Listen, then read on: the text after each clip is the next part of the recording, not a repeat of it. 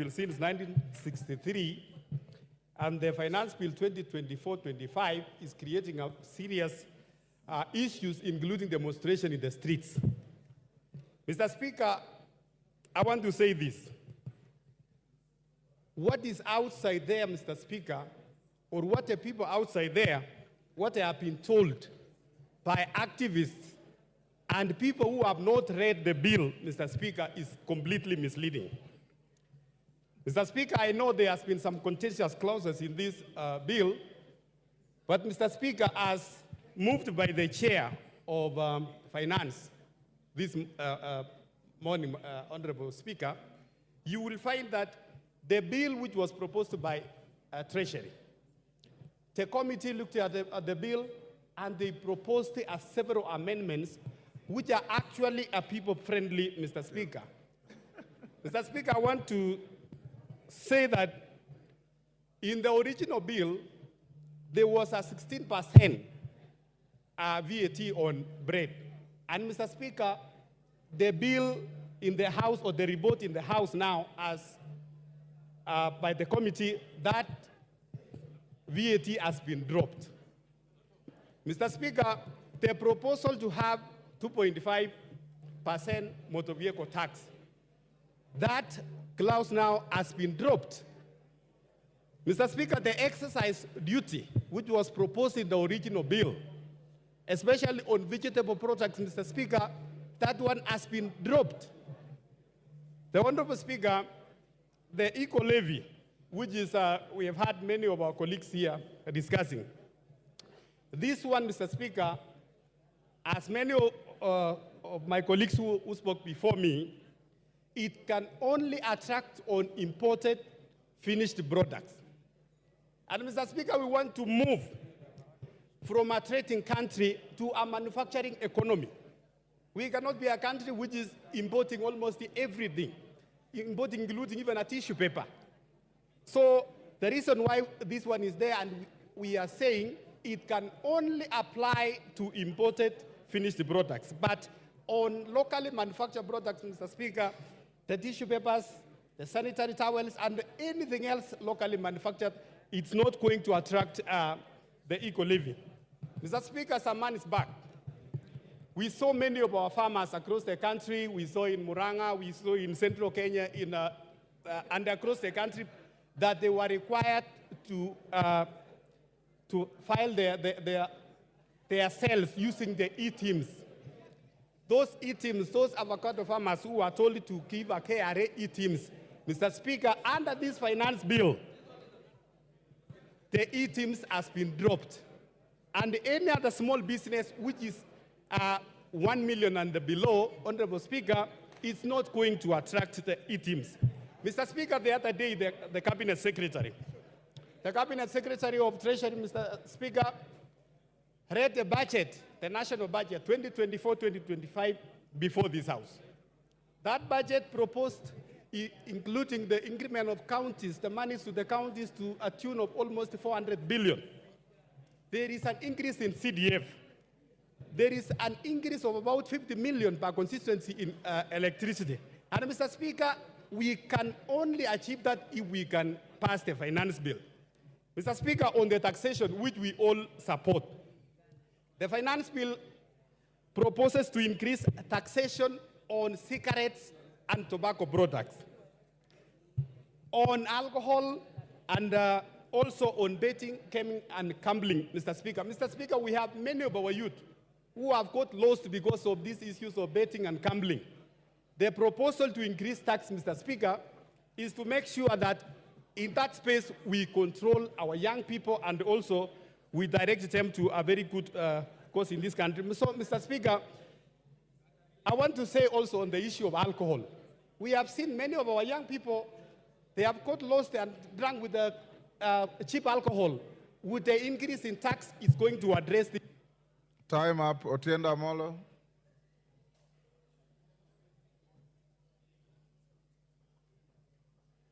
You'll get. Give him the mic. Thank you, Mr. Speaker. Mr. Speaker, on the outset, I oppose this bill. and even having listened to the chairman on the raft of proposed amendments, to that I say too little, too late. Mr. Speaker, first of all, I think I have myself recorded 120 reasons for rejection of this bill. And Mr. Speaker, it is sufficient that the professional associations have spoken to this, the church has spoken to this, civil society has spoken to this, and Kenyans have spoken to this. There are legal reasons for rejecting this bill. There are financial and economic reasons, Mr. Speaker. There are humanitarian reasons. But more fundamentally, it is a moral question.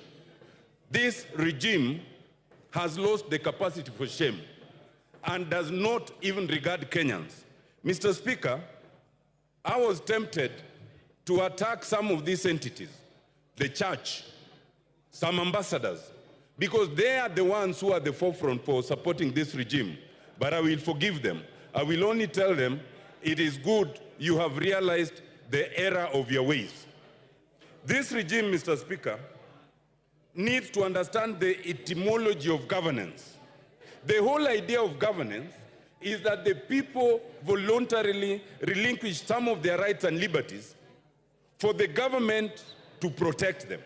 But in this case, we have a government that does not want to protect its citizens, it actually wants to decimate them. We must reject that idea. Mr. Speaker, it is important to understand that a budget is made for the people. And traditionally, it is the people who must be listened to. We have a draft bill whose origins is essentially the Bretton Woods institutions, the IMF, and secondarily, the World Bank. Mr. Speaker, the Bretton Woods institutions were never made to further the interests of developing countries. The Bretton Woods institutions were established in 1944 essentially to protect and the war-ravaged countries, which essentially were all the developed countries. Therefore, when they come and they give us prescriptions, those are prescriptions that must be taken with a pinch of salt. In the 1980s and the 1990s, they gave us what was called the structural adjustment programs. It is only when Kenya, like other countries, rejected those subs that we started going somewhere. Now we are in a situation where the Bretton Woods institutions have come back in full swing in the face of the executive. It must be rejected. Mr. Speaker, it is important to understand that this bill does not protect and is not the interest of Kenyans. And some people are fear-mongering, saying that if we reject the bill, then we'll be in a crisis. We will not be in any crisis. Like last year, Mr. Speaker, when the High Court stayed the 2023 bill, the 2022 bill continued until finally, the bill was cleared. And therefore, Mr. Speaker, the 2023 bill, which is already draconian enough, but is less draconian than this one, let us reject this bill. The 2023 bill will continue, and let us have a bipartisan approach to budget making so that we can sit down and agree on the basic minimum that must be included in that budget. Mr. Speaker, I reject and I oppose. Thank you very much.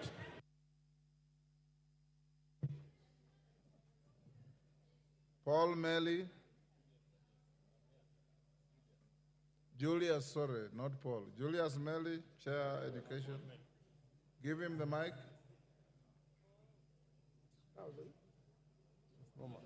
Thank you, Mr. Speaker. Mr. Speaker, from the onset, I rise to support this bill.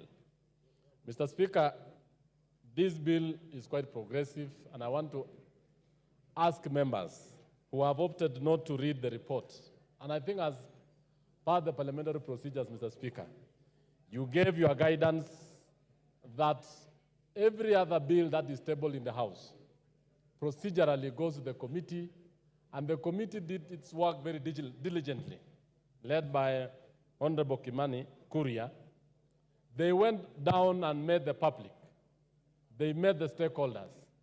They met all the Kenyans who actually gave their suggestions to this particular bill. Honorable Speaker, as we debate this particular bill, we need to know that as the bill stands now, Honorable Kuria and members of the budget of planning committee, that is committee, have made a raft of proposals on amendments that are very progressive, very important, and in fact, certain issues that are being discussed by members in this floor are not part of what the committee recommended. But the committee recommended a number of things. That one, taxation of certain nature. For example, let me just give an example of the deletion of certain clauses. Clause 124 on motor vehicle tax. Previously, the bill, when it was tabled in the House, Mr. Speaker, had made proposals on motor vehicle taxes, the bread tax, and many others. But the committee, in its wisdom, and having had the Kenyans, and having had the stakeholders, actually deleted most of those clauses. That the members opted to address the public and Kenyans as if the committee has not made its report in the House is not good, Mr. Speaker.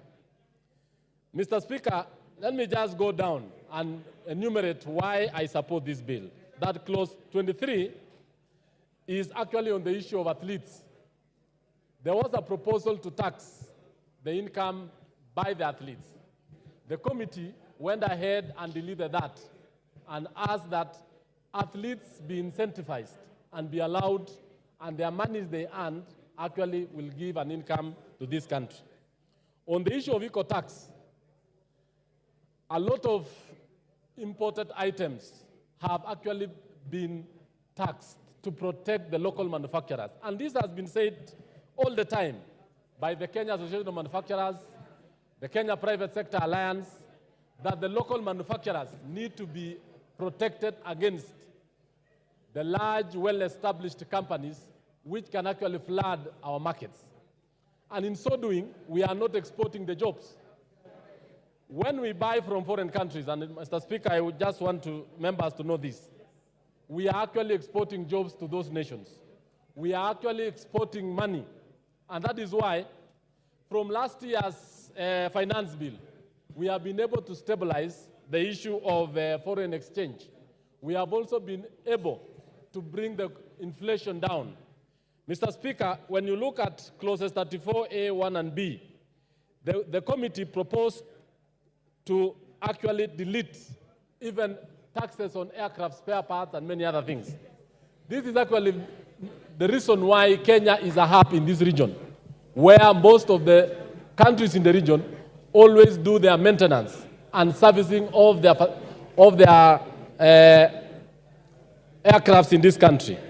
Clause 45 up to 48 introduces the eco-levy, and this one is actually to make sure that imported material from other countries are actually taxed, and this is actually to safeguard our climates and also to ensure that the way we dispose issues like phones and even tires. And in this same clause, Mr. Speaker, we have the issue that the motorcycles, the wheelchairs, tires, and everything else are exempt because these are Kenyans of low level who are going to use this. So as we speak, Mr. Speaker, this bill is very important. It is serving this country very well, and therefore I support. Thank you, Mr. Speaker. Thank you, Melly. Who did I want? John Badi. We have reduced time to 5 minutes. All of you will have an opportunity. Thank you, Mr. Speaker. Mr. Speaker, I want to start by saying that since President Ruto took over power, I've never been to State House. I don't intend to. I have never had a one-on-one meeting with him. So the only forum I can use is this one, to tell him what I think he needs to do.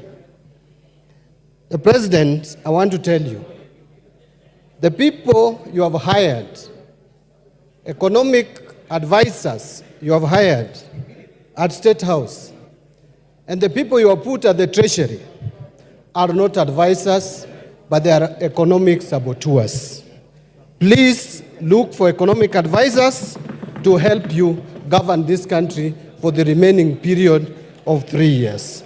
I say so because, Mr. Speaker, this idea and perception that is coming across, and I hear it a lot even with my colleagues across the aisle, that for you to grow this economy, for you to narrow the budget deficit, you need to tax Kenyans more. That is, nothing can be further from the truth. Mr. President, ask your team to compare and give you the data. When we passed the finance bill of 2023, what effect has it have on revenue collection? If you compare revenue collection up to 12 months leading to March 2024, the growth in revenue is 13.8%. Compare that to the same period ending March 2023, revenue growth was 14.5%, far much higher than revenue growth for this year, even in a year of election. The reason is simple: you are discouraging tax collection by imposing excessive high taxes which are discouraging business in this country. I heard the leader of majority tell us not to be populist, not to play populism. I want to remind Honorable Kimani Chungwa, that which you call populism, that which you call playing to the gallery, is what has made Kenya Kwanza government, which was just stamping, to climb down and accept what Kenyans had started saying early, and they were not listening. Therefore, we will continue playing populism if that is what is going to make Kenya Kwanza listen to us. Mr. Speaker, this government is giving you with the right hand and taking with another, the left hand. Why do I say so? We are being lied to as a country that now VAT on bread is going to be reduced, which anyway was not there in the first place. You are the ones who came up with this crazy idea. This crazy idea was not in our books. It is this government which came up with a crazy idea, and now they are telling us we should celebrate when we have caught them. It is like someone trying to steal your cow at night. And when you hear the footsteps of the cow and you come out and you shout and make noise, then he comes back with the cow and he tells you you should celebrate because I've not stolen it. We have caught you.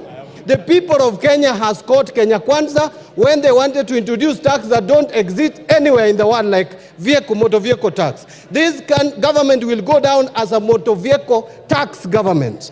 Mr. Speaker, look at what the committee is trying to do. This Committee of Finance. After Kenyans have made noise and you are reducing these taxes, then you come up with a clause at the end, the last paragraph of your report. You are going to introduce a new clause to this bill, which was not there, called road maintenance levy.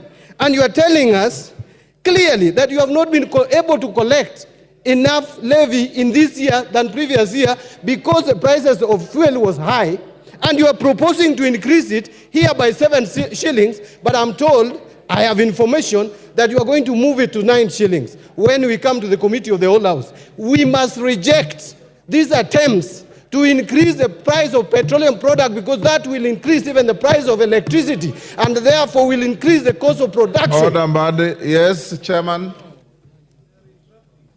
What's your point of order and under what standing order?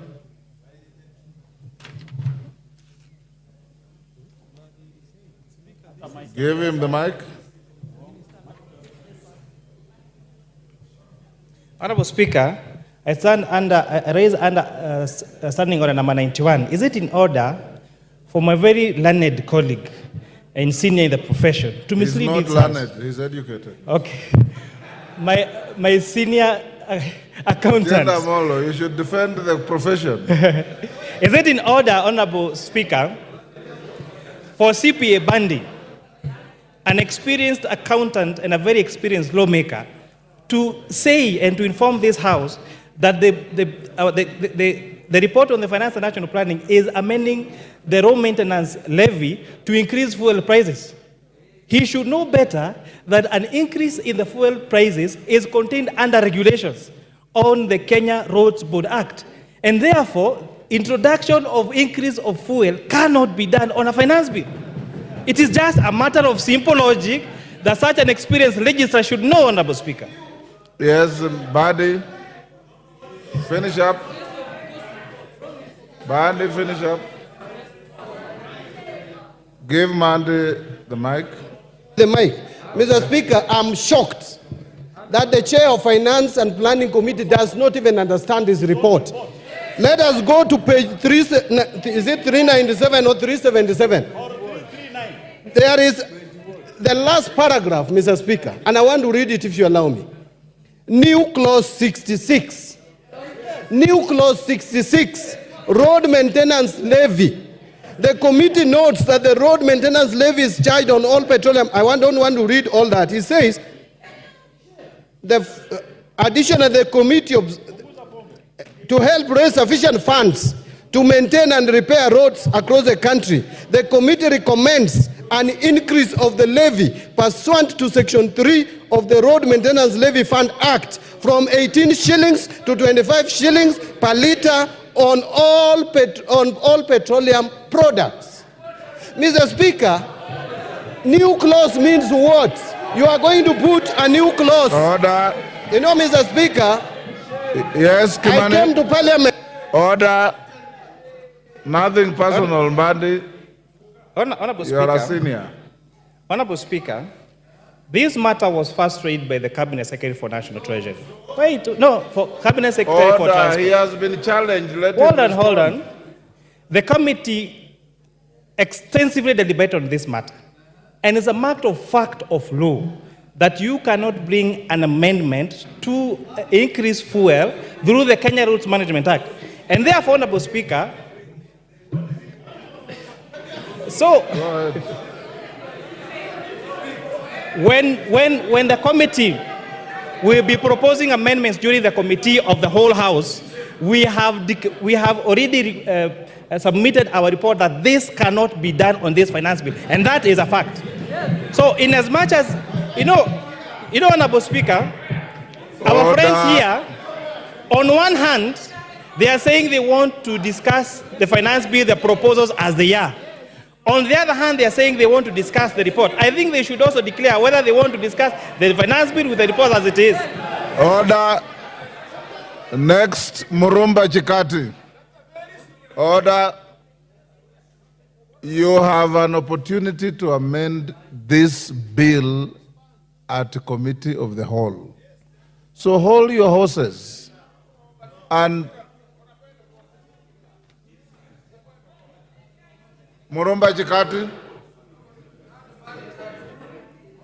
Badi's time is over. Your time is over. Murumba Chikati. You send us. Yes. Thank you, Mr. Speaker. Mr. Speaker, while supporting this bill, let me also try and look at the needs that are facing our country across the sectors. Mr. Speaker, one of the biggest challenges and why I support this bill. Yes, order, Yes. Chikati. What is out of order, women rep for Migori? Mr. Speaker, Under what standing order? you will get it. I'm a first time, I don't know the standing order well, but you need to know that there are women in the House. Mr. Speaker, kindly balance. If you can't see us, we can walk around, you'll be seeing that there are some female figures in the House. Order. Are you alleging that Milo Odhiambo is not a woman?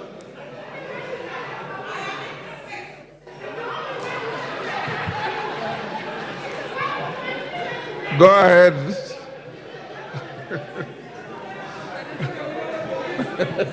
Yeah? Chief?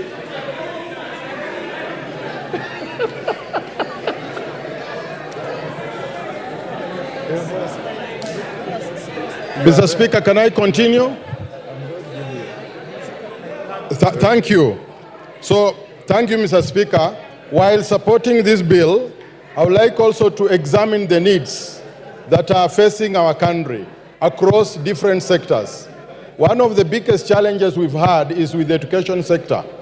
The JSS, Mr. Speaker, was started without proper infrastructure. We have a serious problem of infrastructure and manpower in the JSS. It is my hope, Mr. Speaker, that these funds be raised through taxation so that we could be able to support the JSS, which is really struggling to pick up, and deliver it to where it is supposed to be. The next area, Mr. Speaker, that I would like to look at is the TVET sector. TVET is critical to the development of our country. But this TVET lacks two things, equipment and manpower. And it is my hope, Mr. Speaker, that some of the funds allocated and which is going to be raised can be able to deliver the TVET sector as required. Access to electricity, Mr. Speaker, in the rural areas is a problem in Kenya. The last mile, which had started in 2013, between 2013 and 2017, stalled along the way. It is my hope that the last mile electricity in rural areas can be able to be spread so that rural Kenya can be able to access electricity just as much as urban centers. Mr. Speaker, access to the health sector in Kenya is important, and therefore part of this bill proposes to raise money for the social insurance fund, which is critical to access to health in our country. And access to health is also important because it translates to the development of our country in general. Thank you, Mr. Speaker. I support.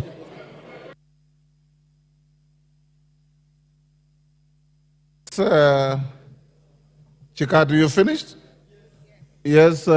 What's your point of order? Sorry, I was consulting with the chairman. Mr. Speaker, there seemed to be a serious level of misrepresentation in the documents that we are looking at. And we trusted that the report by which we are comparing the debate on the bill is accurate, is honest, and is straightforward.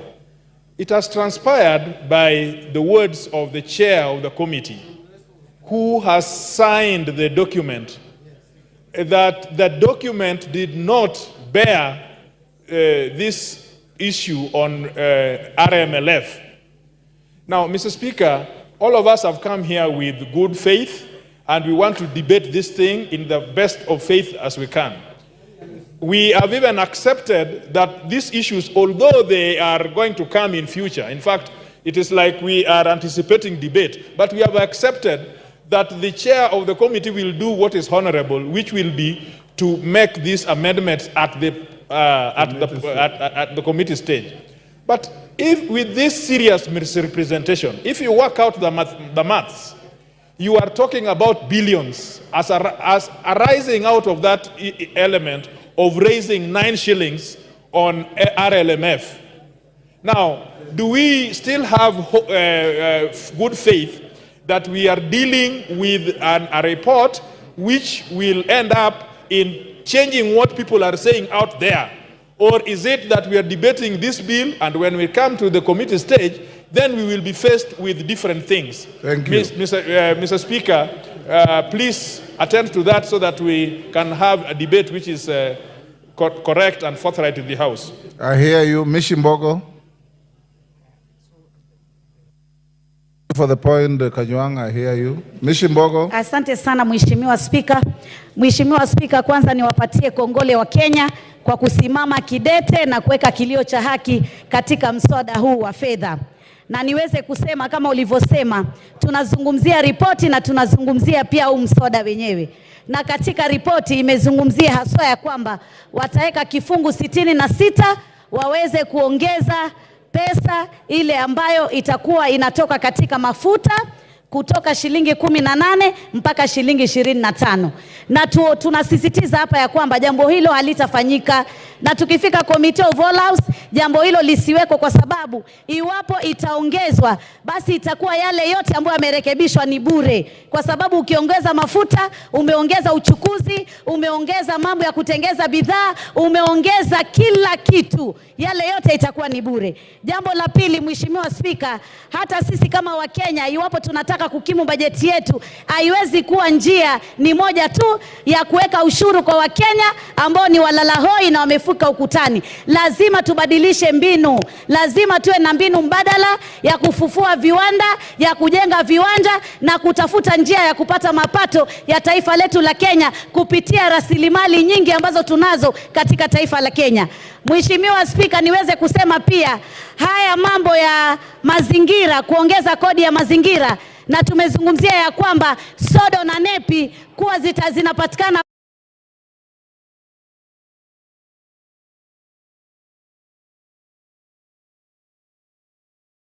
na wameambiwa ziko China, wazingoje zije. Hiyo ni kumaanisha hatuna uwezo thabiti wa kuweza kuwa na sodo, na hivyo basi afya ya kina mama haswa katika mambo ya hedhi itakuwa na matatizo iwapo tutakuwa tumeongeza jambo kama hili. Jambo la pili, mambo ya mafuta ya kutoka kwenye miti na kutoka kwa wanyama, ile Kiingereza tunasema edible oil.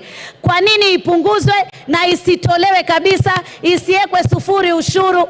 Hii ni kitu ambacho kinatumika, bidhaa inatumika na Wakenya wengi wale walalahoi. Kwa hivyo jambo hili lazima tulitowe. Jambo jingine, nasikitika sana, sijui ni nani ametoa mambo haya ama kupeana mawaidha ya kuweka mambo ya ushuru ya mkate na mambo ya ushuru ya ile mifuko ya majani. Jamani, yule ambaye alikuwa ametoa mawaidha hayo, tutatoka tumwambie shetani ashindwe, kwa sababu sisi Wakenya mkate twaupenda, twautumia sana, na chai ndio kiamsha kinywa chetu. Nataka niseme pia Mheshimiwa Spika, hata ukiangalia katika huu mswada kuna mambo mengine ambayo yamejificha ambayo yanatuathiri sana, kama vile imezungumzia stove zile za kupika. Stovu zile za kupika ni stovu ambazo Wakenya wengi ambao hawawezi kununua meko za kutumia gesi wanatumia stovu, na hizo pia zimeongezwa ushuru. Ukiangalia tunapigana na janga la malaria, leo tunaambiwa ile tunaita Kiingereza mosquito repellent, ama ile dawa ya kujipaka ili kusudi watu wasiumwe na mbu na kuleta malaria, yes, pia imeongezwa ushuru. Order, Millie Odhiambo, what is the issue? And our standing order? Mr. Speaker, understanding order 1. No, it's Mr. not Speaker, available. I'll explain, Mr. Speaker. Standing if you order give number me... 1 is not available to you.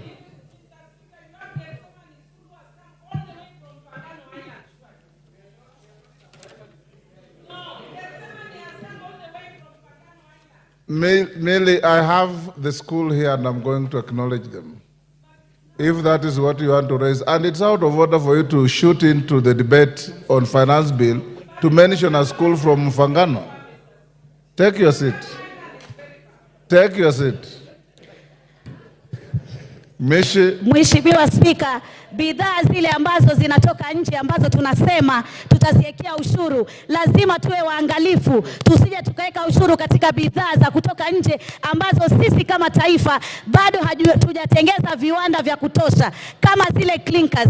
Sasa hivi tunajenga manyumba ya bei nafuu na tunatumia material nyingi sana, na hivi basi hatuna viwanda vya kutosha vya kutengeza bidhaa kama hizi. Kwa hivyo lazima tuangalie wakati mwafaka ambao tunaweza kuongeza ushuru kwa bidhaa za kutoka nje, wakati tumetimiza na tumekuwa na uwezo kama taifa la Kenya. Vile vile pia nataka niseme ya kwamba mambo ya magari, ambapo magari tulikuwa tunaambiwa ya kwamba ni mapato, na tulipoambiwa ni mapato ya kwamba tuweze kutoa ushuru. Nataka kusema magari si mapato. Magari ni ile tunasema asset, kwa Kiswahili rasilimali, na huwezi kumtoza mtu ushuru katika rasilimali. Jamani, tupunguze matumizi ya kiolela katika maofisi yetu.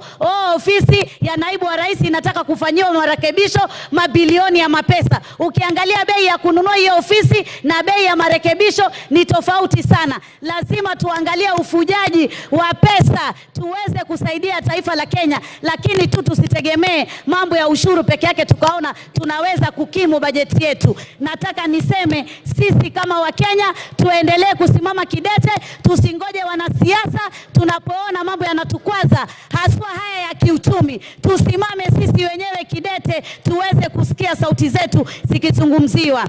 Jambo jingine ambalo ningetaka pia kuzungumzia, niseme ya kwamba tuweze pia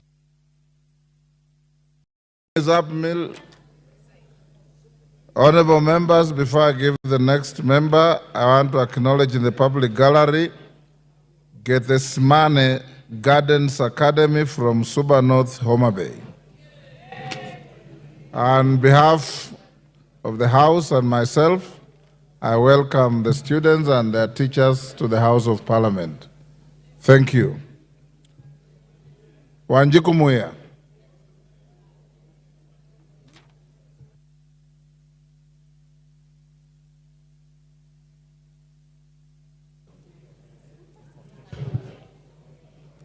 Thank you, Honorable Speaker. I stand to support the Finance Bill 2024 because the proposal from Nyandarua County and Kipipiri have been heard. And I want to confirm to the farmers from Kipipiri that their potatoes will not be taxed. But having said that, Honorable Speaker, as the chair of regional integration, I want to put information to the House that as EAC we are a community. And I want to discourage members from debating and indicating that the bill is against the eggs from Uganda. That is not the essence of having a community. We can debate it nicely. The eggs from every region within the community are allowed. You can have them from Uganda. So constrain debating on that matter, because as long as you pay, but let us discourage to discuss that the eggs from Uganda, the onions from Tanzania. We are a community, we can also sell to them. Honorable Speaker, I want this House to be honest to the Kenyans and more to the Gen Z. Honorable Speaker, we have a budget. And because many members have debated on the issues that were raised by Kenyans, and I want to congratulate the committee by the very able chair, Honorable Kuria, because they had the proposal of Kenyans on vehicle, on agriculture, on all those things that have been debated. I want to restrain myself from debating on the same and seek that this House become honest for once to the Kenyans. Honorable Speaker, we must ask ourselves, do we need a budget? Of course, yes, we need a budget. How do we finance the budget? Honorable Speaker, the Council of Governors have been camping at State House asking for more funds. Honorable Speaker, these members, led by myself, have been camping at Honorable C.S. Murkomen asking for roads. Honorable Speaker, these members have been speaking of JSS teachers, asking for billions to pay them. These members have been speaking for the old, asking for more than 40 billions to pay the senior citizens.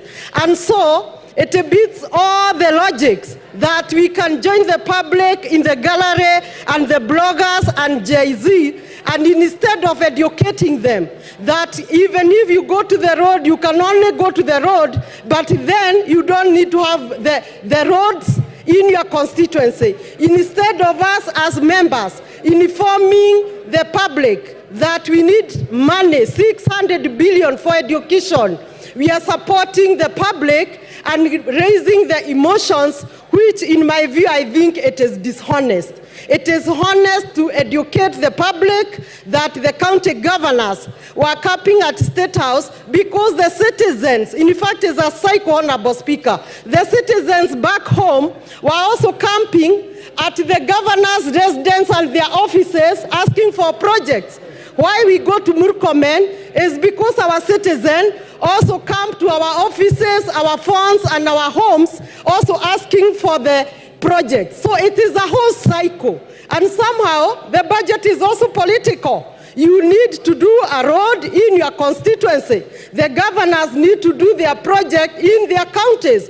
Where will the president get the money? The money has to be raised. And then there is no need of raising emotions and trying to support the bloggers who are only saying reject the finance bill, and yet they are not saying reject the roads in our constituency. Honorable Speaker, I want to put a point about the treasury boards. As much as we want to defend the locals, we also need money, and no village can stay alone. We also need money from investors. I have seen that the Treasury Board, particularly the infrastructure, and I'll be moving an amendment I have already put possibly to your office or the clerk. It will be charged effective July 5%, while for investors will be charged 15%. I feel this is very high, on the very high side, and for purpose of continuity of government earning money and quick money from treasury boards, particularly the infrastructure, it is my hope that my amendment and those who support me will go through. Honorable Speaker, without so much, I just want to insist that this House be honest. We need budget, and budget. Thank you, Muya. Honorable members, I want to repeat what I order. Those who intend to file amendments, remember we said by 1 o'clock tomorrow, you must have filed your amendments. Beyond that, they will be rejected. Okay? Babo Wino.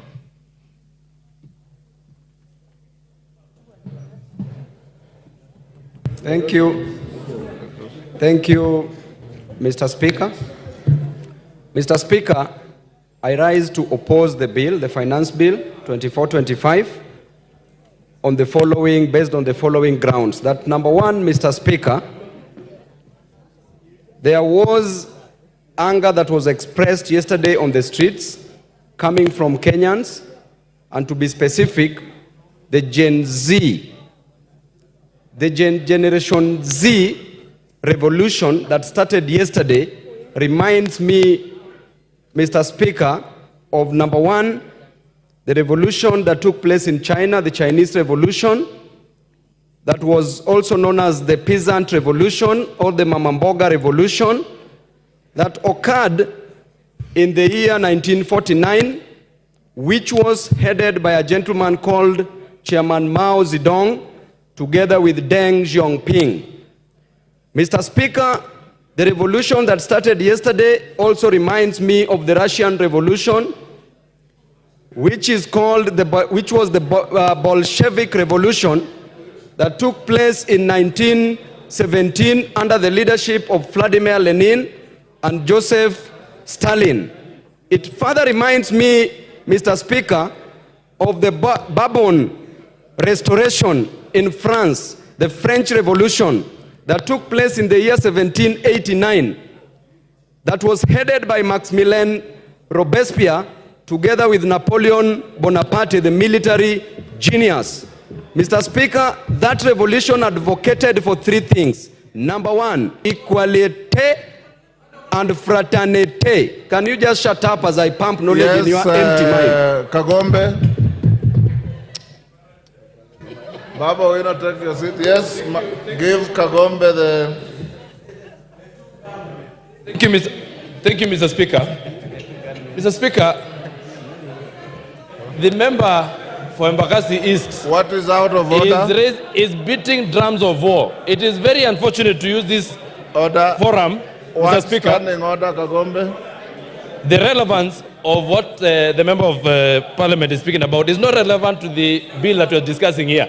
What he's doing is taking an opportunity to use this floor to beat drums of war in this country. We are at a very bad moment at the moment, at this time, and we cannot allow that to happen on this floor, on the floor of this House, Mr. Speaker. Go on. Mr. Speaker, you know I don't like responding to fools. Order. The Bible says in the Can you withdraw that? There are no fools in this house. In the book of Proverbs 26, the Bible says, Mr. Speaker, that never respond to a fool because the... Order, Babu Wino. Order, Babu Wino. In this house, order, members. whether a member represents fishermen from the shores of the lake or the sea, whether a member represents herdsmen, whether a member is a professor, you are all honorable members of this house. And there are no fools in this house. And I want to warn you, Babu Wino, respect begets respect. Respect your colleagues, they will respect you. There are no fools here. Can you withdraw and apologize? Mr. Speaker, a fool is somebody who does not understand something. Order. Babu If I Wino. think that somebody is a fool, why should... Order, Babu Wino. You withdraw and apologize, or I truncate the mic and give the floor to somebody else. Give him the mic.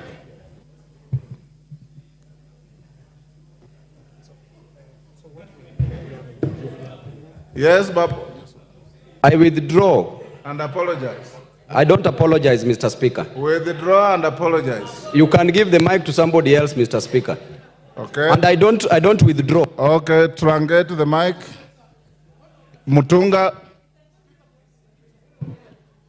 Yes, Chonga.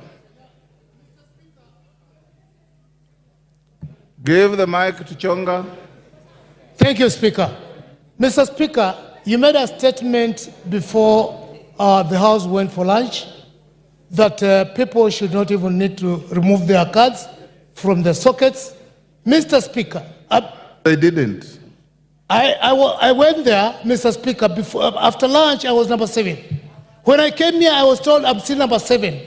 Right now, the number of members who have contributed are more than 30, Mr. Speaker.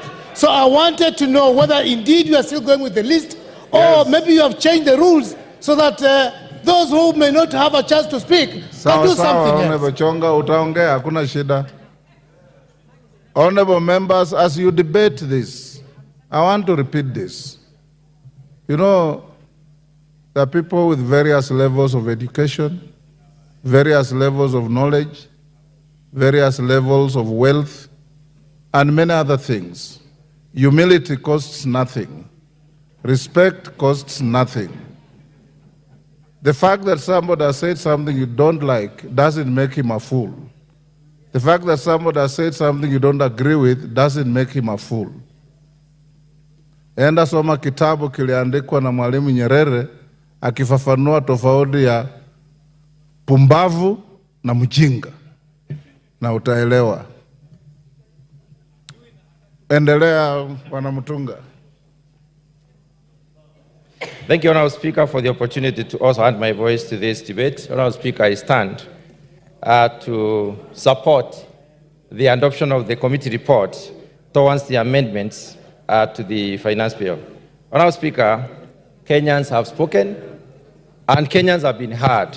Many are times when you say that Kenyans are not heard, but this time around, Honourable Speaker, Kenyans have been heard and they have significantly changed the content and context of this bill. Honourable Speaker, the importance of the finance bill is that it gives the government the ability and the force and the mandate to support development, to support the running of the government itself. This is done by this House because we are mandated by the Constitution under Article 114 to impose or vary the different rates and taxes that different individuals and institutions do pay. Honourable Speaker, many speakers have spoken to revenue generation by governments. Government can get money from international trade, which we are not doing a lot. International trade does not mean one way. It's not importation. A lot more of exportation so that we may be able to earn foreign exchange and even make money as a government through taxes. Strengthening of the shilling is another one, but I want to dwell a lot more on the corporate and individual taxes. Honestly, this is the main source of income for this country, and therefore for us to be able to even engage in manufacturing, for us to be able to diversify the sources of revenue for our economy, we must be able to get money to invest. And the only way we can get this money is through taxation. Honourable Speaker, imposition of taxes sometimes will help us in various ways. Let me look specifically at the import substitution. Honourable Speaker, save for the foreign exchange increase, the imposition of the taxes also increases the possibilities for employment. We have very many Kenyans out there who are not employed, and we need to have them employed by creating possibilities for them. There are specific provisions within the report which basically vary the taxes. For instance, excise duty on potatoes, onions, and table eggs. I would like to dwell on this for 1 minute, Honourable Speaker. When we import potatoes, we make sure that our farmers do not produce. When we import onions, we export labor for our farmers. We bar them from producing. When we import eggs, for the table eggs, we make sure that our poultry farmers do not have market or they cannot sell competitively. So, Honourable Speaker, barring those ones through taxation on position of import duty is important. But there is a specific egg that is excluded, and this is the viable egg, which is basically used for production of day-old chicks. That is an input. It is not for the table. Honourable Speaker, eco-levy has been introduced in some of the issues, and I want to specifically dwell on the tires. Honourable Speaker, many of the people speaking in the social media are alluding to the fact that tires especially for the wheelbarrow, for the motorbikes and others have a tax. The tax has been removed, and it is important for Kenyans to know that the motorcycles that have got a duty on them and those that are fully imported when they are fully assembled, not the ones that are assembled in Kenya. Specifically on agriculture, Honourable Speaker, the VAT on cane transportation has been waived off, and this is important for purposes of reducing cost to the farmers. Let me talk about the issue of alcoholic beverages. Honourable Speaker, the movement from levying alcohol on quantity and specifically going to the alcohol content is important because it will bar our young people from engaging in very concentrated alcoholic substances. Honourable Speaker, there has been an exemption of duty, a proposal for exemption of duty within this report for the beverages originating from sorghum, millet, and cassava. What this does, Honourable Speaker, is basically to improve the production of these particular commodities and therefore encourage production of other beverages through them. Honourable Speaker, there has been improvement within the report of disposable income. This is as a result of, for instance, levying 5% of the gross income on the per diems as the waiver, which will increase the disposable income as opposed to the previous 2,000. Honourable Speaker, the inclusion of shift and the housing levy as statutory deductions also increases the disposable income. The final one, Honourable Speaker, I want to talk about is the motor vehicle circulation levy. This was a major issue, and I had also proposed to bring an amendment on this particular issue, but I'm glad the report recognized that and did away with it. Honourable Speaker, this report is balanced. We must raise some money. We cannot reduce everything. We cannot remove everything. We should be able. Thank you. Honorable Oundo.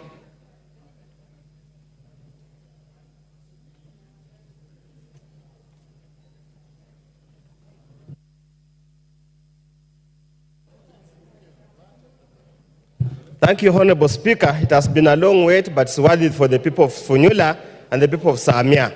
Honorable Speaker, on the onset, a finance bill is meant to cure two issues: to make proposals for revenue raising for that particular financial year, and to make administrative changes to existing financial or revenue raising measures and taxes of that kind of a nature. Honorable Speaker, as I stand here today, I join the Kenyans all over the country who have been very unequivocal that they reject this particular bill. And they reject it emphatically, and they have got very valid reasons to reject it, Honorable Speaker. I'm here to represent the people of Funyula because there's an established principle, no taxation without representation. So, Honorable Speaker, I'm here on behalf of the people, and I state what the people of Kenya have told me. Honorable Speaker, just perusing through the draconian measures contained in this bill, Honorable Speaker, clearly indicates that drafters of the bill are sadists, are impervious to the suffering of the people of Kenya, and I call upon the cabal and the coteria that presented this bill to go and soul search and find out, are they part of the Kenyan people or they are part of the oppressors? Honorable Speaker, in all fairness, how would you impose an income tax on an asset? How? I mean, a car is an asset. is not an incoming generating activity. How do you impose income tax on an asset? Honorable Speaker, how do you impose income tax on the very basic things? Bread, sanitary pads, whatever they call it. In our days, they used to call them napkins. Nowadays are called pampers. During our days when we were parents, they were called napkins. How do you impose VAT and increase the cost of all those things in such a draconian manner in hard times, Honorable Speaker? Honorable Speaker, they will pontificate that they have made changes to the bill, that the benevolence of the Almighty, whether the Almighty God or whatever, has instructed them to make changes to the bill. Honorable Speaker, and I still hold my position that a committee report does not navigate or does not negate a bill. It's just a committee report. It can either be carried or it can be failed. So I want to tell Kenyans wherever you are, this is a red herring, this is a gimmick, do not fall onto it. Be relentless in your push, be relentless on harassing your MPs to make sure they protect the rights and interests of the Kenyans, Honorable Speaker. Honorable Speaker, as we stand here, we have passed two finance bills under this regime. We have passed this second one, we passed the first one, this second one, under this regime. They keep on gloating that we have reduced the fiscal deficit. That from 6 point something to 3 point something, Honorable Speaker. And I want Kenyans to understand this. Any reduction in fiscal deficit must be commensurate with improvement in GDP growth rate. Honorable Speaker, the GDP growth of Kenya has stagnated at 5%. And the World Bank estimates this year indicates likewise it will remain the same at 5%. So the so-called fiscal reduction of fiscal deficit is a paper story, has no impact at all on the ground. Honorable Speaker, we need to be very careful. This is a country of close to 50 million Kenyans, and all Kenyans must be treated equally without discrimination. Honorable Speaker, imposing a tax on some kind of raw material, clinker, so that you benefit, you improve the economic value of a particular player in the industry is unconstitutional and is extremely unfair. As I conclude, Honorable Speaker, I really want to send a message to the President. And if he has read the book of Chinua Achebe, Okonkwo was told, this boy has called you father, don't kill him. He went ahead and killed him because he has been told by customs to kill him. IMF, Brinted Wood, and the USA is telling you to kill Kenyans, but the Kenyans are crying, the blood of Kenyans will remain in your hands. Thank you, Honorable Speaker. I oppose. Naomi Wako. I have the mics. Thank you, Honorable Speaker, for allowing me to add my voice to this very important debate on Finance Bill 2024-2025. And from the onset, I confirm that I support and also congratulate the committee led by Kimani, as he has done very well together with his committee, and also having gone through the report.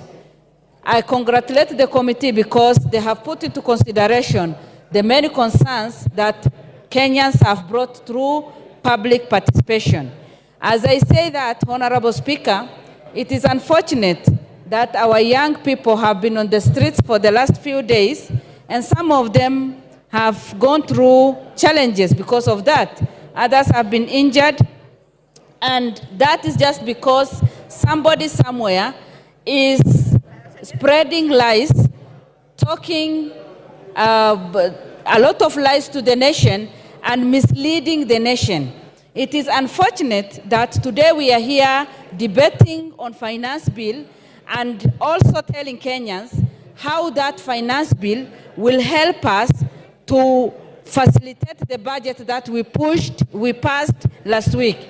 Honorable Speaker, I have been visiting some of the ministries, and anytime you go to the Ministry of Transport, you go to Health, and you go to different ministries, you find our honorable members, colleagues, waiting to be served and demanding for projects to be taken to their constituencies. And unfortunately today, they are here fighting the methods of financing our budget and supporting the budgets they have been pushing for. When some of us are here in the House and debating and trying to push the agenda for the government, they are moving from one place to the other, looking for opportunities to do businesses in the ministries and with the Kenyans, and today they are here fighting and misleading Kenyans. Honorable Speaker, the most important thing that we can do today, it is to help our government to be self-reliant. And by doing that, we will be able to reduce the dependence on foreign assistance, the finances that we receive from there. When we took over this government, it is quite clear that the economy was very bad. But today, we are not there. Honorable Speaker, I support this finance bill because for the first time, you remember very well that pastoralists lost their livestock, 80% of our livestock. And for the first time, 1 billion has been put in the budget, which this finance bill will support. For the first time, the school feeding program has been well catered for. For the first time, the teachers, 20,000 teachers will be added, and again, after employing 50,000 teachers. Honorable Speaker, the government is quite focused, and that is why, and listening to the people, we have that listening here. The government has been listening through public participation, and that is why today we are saying 16% VAT on bread has been removed. VAT on transport, on sugar, and has been removed. And no increase on mobile money transfer. It remains 15%. And these are some of the things that activists keep cheating people and spreading lies and making our young people to go on the street. My advice to people is, let us support this and see the fruits, because by passing false information to people, we will not help them. But by passing this, then we'll be able to support our budget and facilitate different ministries so that we can bring the transformation that we want. I fully support, and let us make sure that Kenya is self-reliant. Thank you, Honorable Speaker. Susan Kiamba. Thank you, Honorable Speaker, for giving me a chance to also contribute to this very important bill. First and foremost, I think it's prudent for Kenya to compare itself with our neighbors in terms of the tax rate. But I think it is evident that as we compare ourselves with other peoples in the region who are taxing their people much more than us, we have to look at the local context where our Kenyans are. Kenyans now are economically at their knees, very vulnerable. And anybody attempting to add anything on top of the suffering Kenyans, it will not actually do justice. So I think it is very dishonest for us to compare ourselves or to get inputs from international financiers and imagine that Kenya is in the same situation. It's important to realize that since COVID-19, the economy of Kenya has not picked up. And having to tax Kenyans higher than that is making them not only vulnerable, but actually not being in a position to survive. Secondly, this debt we have been talking about, everybody says we are taxing them because we have to pay our debt. And I say, right, we have to pay our debt. But this debt has been acquired over a period of 61 years. You cannot acquire debt in 61 years and you want to do away with the debt in 2 years. That means overburdening the people. We have to be strategic in dealing with the debt. We are not dying tomorrow as Kenyans. We need to pay the debt in a manner that enables our people to continue to grow. So when I hear this passion of wanting to tax Kenyans so that we pay a debt, we need to recognize that this debt is very old. And we need to be strategic and then deal with the debt for the next 5-7 years. And that way will allow our Kenyans to survive. Thirdly, Honorable Speaker, it is very shocking, even since Finance Bill 2023, we are borrowing money to do reproductive activities. We say we are poor, we need money. But the little money we get, we go and put in housing.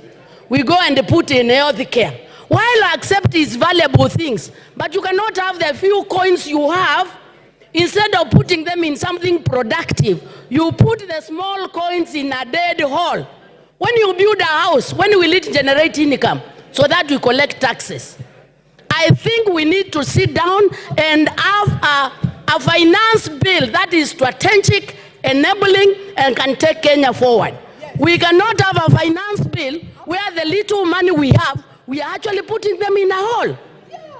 When we go and build everybody a house, it is a good thing, but is it right for us now? The small money we have, we must put it in a reproductive activity. And I do not see anything like that in this finance bill. Honorable Speaker, I think when we did Finance Bill 2023, Kenyans had very many problems. The Finance Bill 23, we have not even seen the fruits. People are still in burden. They are still overburdened. We've never seen the fruits. I think it is prudent. I think it is prudent to wait for the interventions we did, to wait and see where the kind of fruits we are getting, so that the finance bills are progressive, building from each other. We should not just be very passionate of collecting taxes without enabling the Kenyans to grow. Let's look like some of the investment.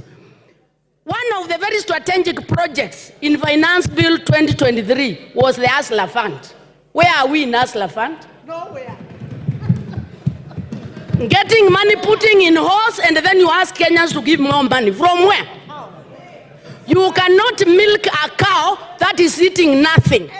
We need the Kenyan citizen to be fed with something to promote the economy so as to milk. How do you milk a dead cow? The Kenyan citizen is dead. We need interventions that enable the Kenyan person to thrive. So I think it doesn't make any sense to think of taxing the Kenyan when they are actually a dead cow. Order, Kiamba, there's a point Honorable of order. Speaker. Order, there's a point of order. Yes, Wanjiku Muya. What is your point of order and what standing order? Give her the mic. Honorable Speaker, I'm standing on point of order number 91. Is the member in order to state to the House and mislead the nation that there is no hustler fund? Can she substantiate? And secondly, for the member to say that there is no fruits and she is even earning the salary herself. And CDF. Kiamba, your time is up. Your time is up. John Paul Mwirigi. Your time is up. John Paul Mwirigi.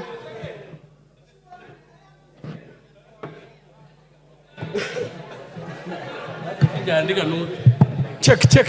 Okay, thank you very much, Madam Speaker. Madam Speaker, I rise also to contribute on this motion, on this bill, Madam Speaker. Madam Speaker, the Kenyan citizens, Madam Speaker, sent us to this house, Madam Speaker, to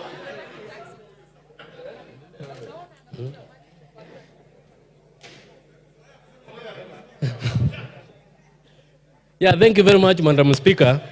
And Madam Speaker, I rise to contribute on this bill. And Madam Speaker, this bill has come on the at the right time, Madam Speaker. I remember 2 weeks ago, Madam Speaker, we were in this house when we were passing the budget, Madam Speaker. And this finance bill, Madam Speaker, is targeting,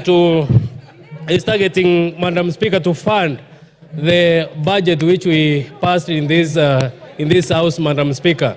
Madam Speaker, the Kenyans have been fed with lies, Madam Speaker, that there are some taxes which have been introduced, Madam Speaker, which will harm them, Madam Speaker. But I rise to inform them that the tax which they are being informed that for the brand, Madam Speaker, the vehicle tax, the cooking oil, Madam Speaker, the M-Pesa, Madam Speaker.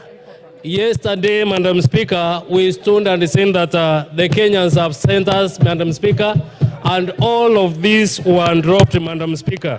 Madam Speaker, this finance bill, Madam Speaker, is targeting to improve the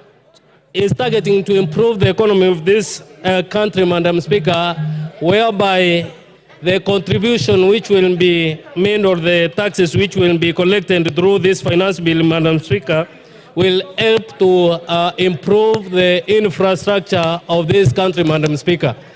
I am a happy member of Parliament, Madam Speaker, because my constituency, Mr. Speaker, will benefit with 50 million, Madam Speaker, to electrify, Madam Speaker, my villages within this constituency of Igembe South, Madam Speaker. Number two, Madam Speaker, my NGCDF, Madam Speaker, is going to be earned with 10 billion, Madam Speaker, whereby at least I will receive more than 30 million, Madam Speaker, on top of what I normally receive annually, Madam Speaker. These funds also will help me, Madam Speaker, to do more work for my people, Madam Speaker. Madam Speaker, I am a happy person since most of my farmers, Madam Speaker, they normally farm, but their produce, Madam Speaker, does not reach the market, Madam Speaker. This is because most of the people have invested in importing things from outside, Madam Speaker. But through the imposition of tax from those imported goods, Madam Speaker, this will see that the farmers, Madam Speaker, who normally farm canola and sunflower, Madam Speaker, will have a better market within the country, Madam Speaker, since the cooking or the honeycomb oil, Madam Speaker, from within will be used to improve our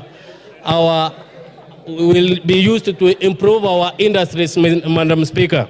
Also, Madam Speaker, on the poultry farming, Madam Speaker, my farmers, because most of them, Madam Speaker, normally farm poultry, Madam Speaker, the imposition of tax on the imported eggs, Madam Speaker, will see them access the market well, since the internally produced eggs, Madam Speaker, will be readily available in the market, Madam Speaker. Madam Speaker, also, I am a happy person since when during the weekend, Madam Speaker, most of my people sent me to reject, Madam Speaker, the imposition of the tax on the brand, Madam Speaker, and I would like to inform them that, Madam Speaker, this tax is not there, Madam Speaker.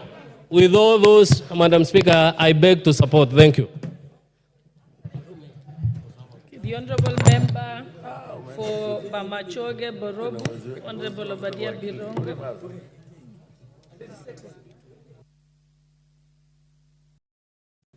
Thank you, Madam Speaker, for affording me the opportunity to address this House.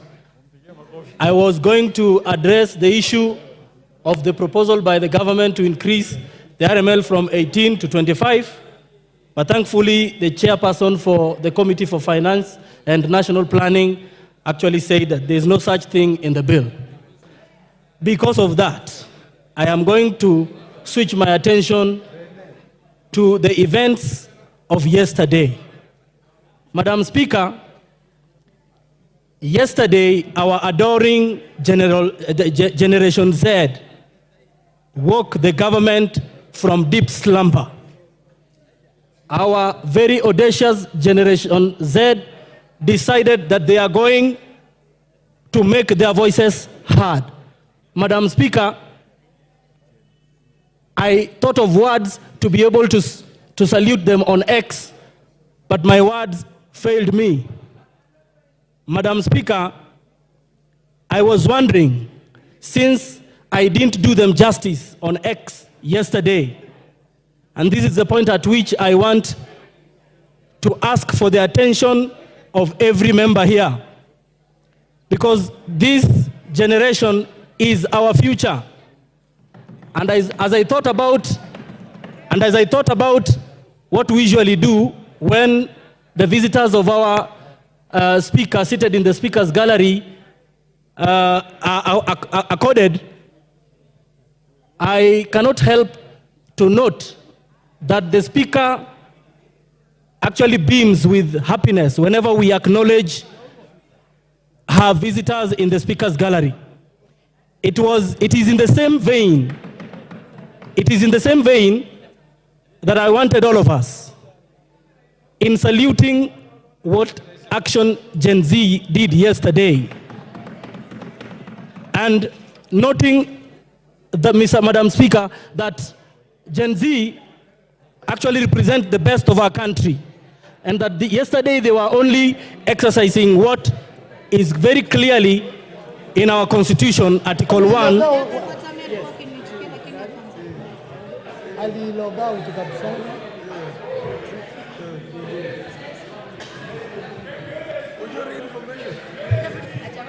Yes, you may proceed because I hear it's your maiden speech. So. Now, thank you so much.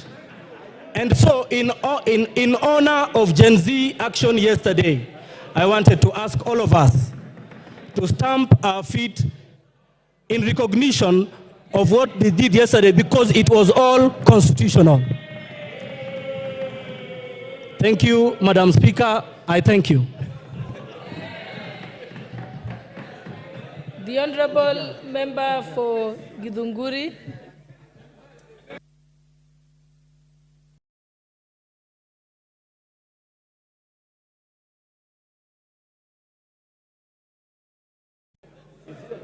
Hello. Thank you, Mr. Speaker. I rise to give my contribution on the finance bill proposal, which has been tabled in this House. Madam Speaker, for a long time, finance bill has not been a subject of discussion in this country. But for the last 1.5 years, Kenyans have awakened to the issues that are there in finance bill and have made it a public discussion. Madam Speaker, I had attempted to speak earlier on in the floor because I am a user of sanitary towels. And as a user, as a mother, as a woman leader, I am greatly concerned that the price of sanitary towels and diapers is not only going to affect the mothers and the users of those items, but is going to affect the budget of individual homes. I have interrogated the proposal of the finance bill very deeply, Madam Speaker, and I've realized that there are promises flying around. The excise duty that was proposed on sanitary towels and diapers has been removed. Or rather, there is a recommendation from the Committee of Finance to remove excise duty on imported sanitary towels and diapers. However, Madam Speaker, the raw materials that are being used by local manufacturers are subjected to VAT. And if those raw materials are going to continue being subjected to VAT, the manufacturers will have no choice but to pass the cost of that VAT to the users. And therefore, Madam Speaker, if we do not remove VAT on raw materials that are making sanitary towels in Kenya for local manufacturers, we are still going to have expensive sanitary towels and diapers. Madam Speaker, currently there are children who do not go to school when they are on menses because they cannot afford sanitary towels. If we add extra price on cost of sanitary towels, we are going to deter lives of many girls who can become powerful women in this country. Madam Speaker, in the spirit of making laws, we cannot make laws to obscure other laws. I have gone through the finance bill proposal and have noted that there are various proposals that have been put in the finance proposal that are going to deter us from implementing the laws we have made previously in this House. Madam Speaker, in the respect of that, I note that we have agreed a proposal to amend the Data Protection Act.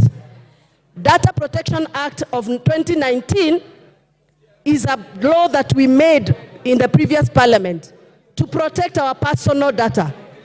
I know members of this House, I included, have received numerous messages from members of public. Where they got our numbers from, I don't know. Whereas we cannot blame them because maybe they are operating from a situation of pressure. It is against the law to share members' numbers. As they do that, Madam Speaker, we are protected by the law. What about if we allow us to amend that law and allow anybody to access our personal data, including financial data? And therefore, Madam Speaker, I am of the opinion that we must be very careful so that you don't make laws that are going to make other laws not operational. Madam Speaker, I represent farmers. And I would have been very excited to hear that just like we have given VAT exemption to the transportation of sugarcane, which I am happy about, we also provide the same provision for the farmers who transport milk, who transport avocados, who transport macadamia, tea leaves, and coffee. Madam Speaker, I understand that we want to make sure that we lower the cost of operation for sugar millers so that they can lower the cost of final product to us, which is sugar that we consume in our tea. But we also consume milk, and we also want to lower the cost of production of milk so that we can have affordable a cup of tea. And therefore, I would request this House to consider to also provide and extend the same treatment to my farmers in Githunguri.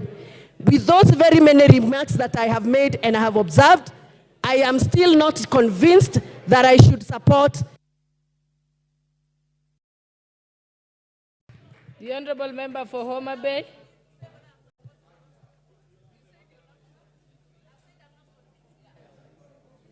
The Honorable Member for Homa Bay.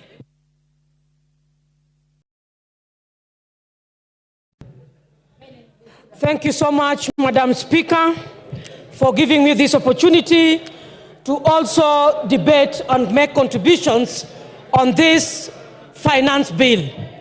Madam Speaker, I rise to, from the beginning, I say that I reject this finance bill.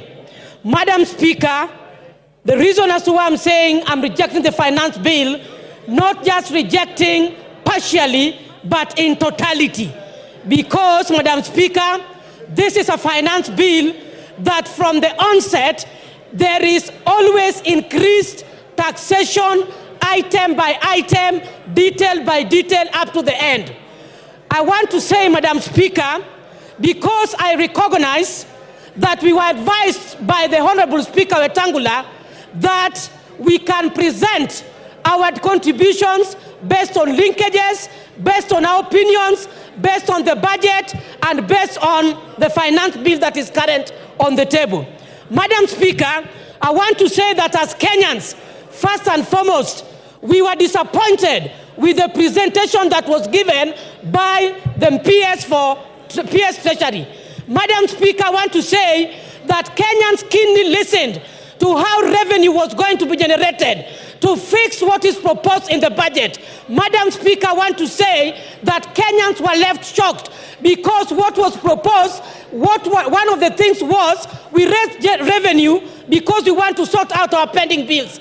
Madam Speaker, it is on the floor of this House that we were told that we have to wait for consolidation of the pending bills in this country by October. For that reason, Madam Speaker, I reject even the reason as to why we are increasing the taxes so that we can foot our pending bills.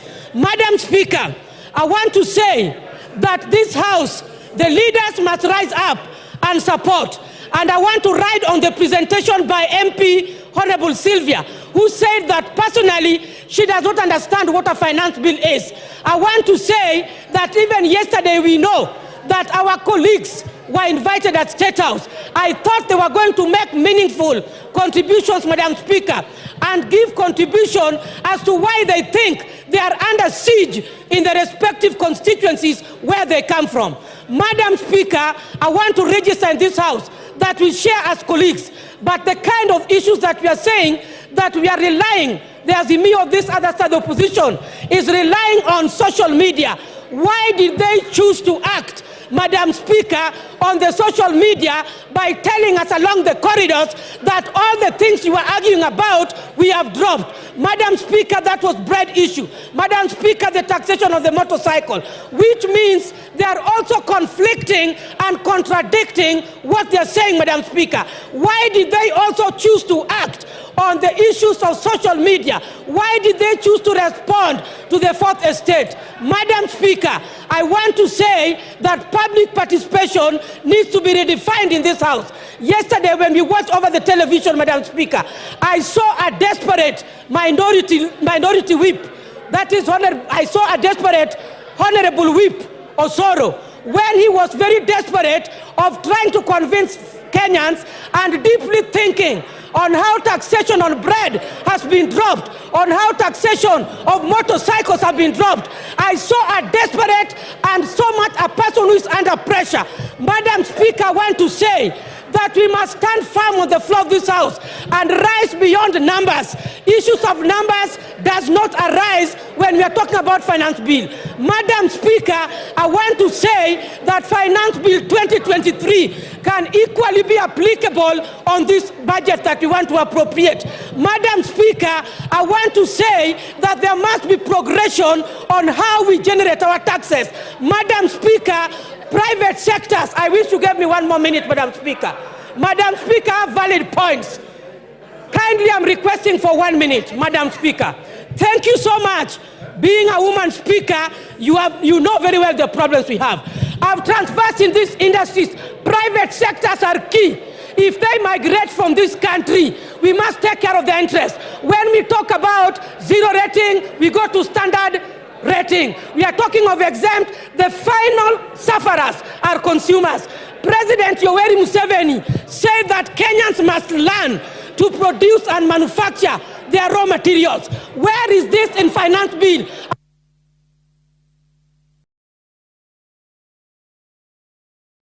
Thank you. The Honorable Member for Alego Usonga, Honorable Samuel Atandi. Thank you, Madam Speaker. Madam Speaker, I want to make a few observations. Madam Speaker, the anchor document that the finance bill draws its contents and which we passed in this House is known as budget strategy paper, medium-term budget strategy paper. Madam Speaker, that document, if you look at it, it is anchored on two important principles. The first principle is that the budget document needs to be predictable. The budget document needs to be predictable. The finance bill needs to be predictable. It also needs to be certain. The reason why this is anchored in this document is because, Madam Speaker, investors and businessmen, when they want to do business in a country, they must be certain that the tax laws that will prevail are long-term and that they are able to allow them to plan their businesses. Madam Speaker, before I joined Parliament, I used to work in the banking sector. And Madam Speaker, we could engage business people and we help them to draw strategies for business. One of the things that we look for when we are doing this, Madam Speaker, is that how will the tax environment obtain in the next 2, 3, 4 years? Madam Speaker, if you look at this tax bill, if you look at this finance bill, Madam Speaker, we just did finance bill last year.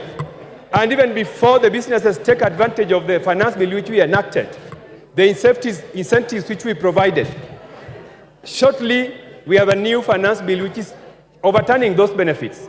Madam Speaker, this is the reason why, Madam Speaker, I want to oppose this finance bill, because it is taking away the benefits that we gave to businessmen just the other day and taking them away.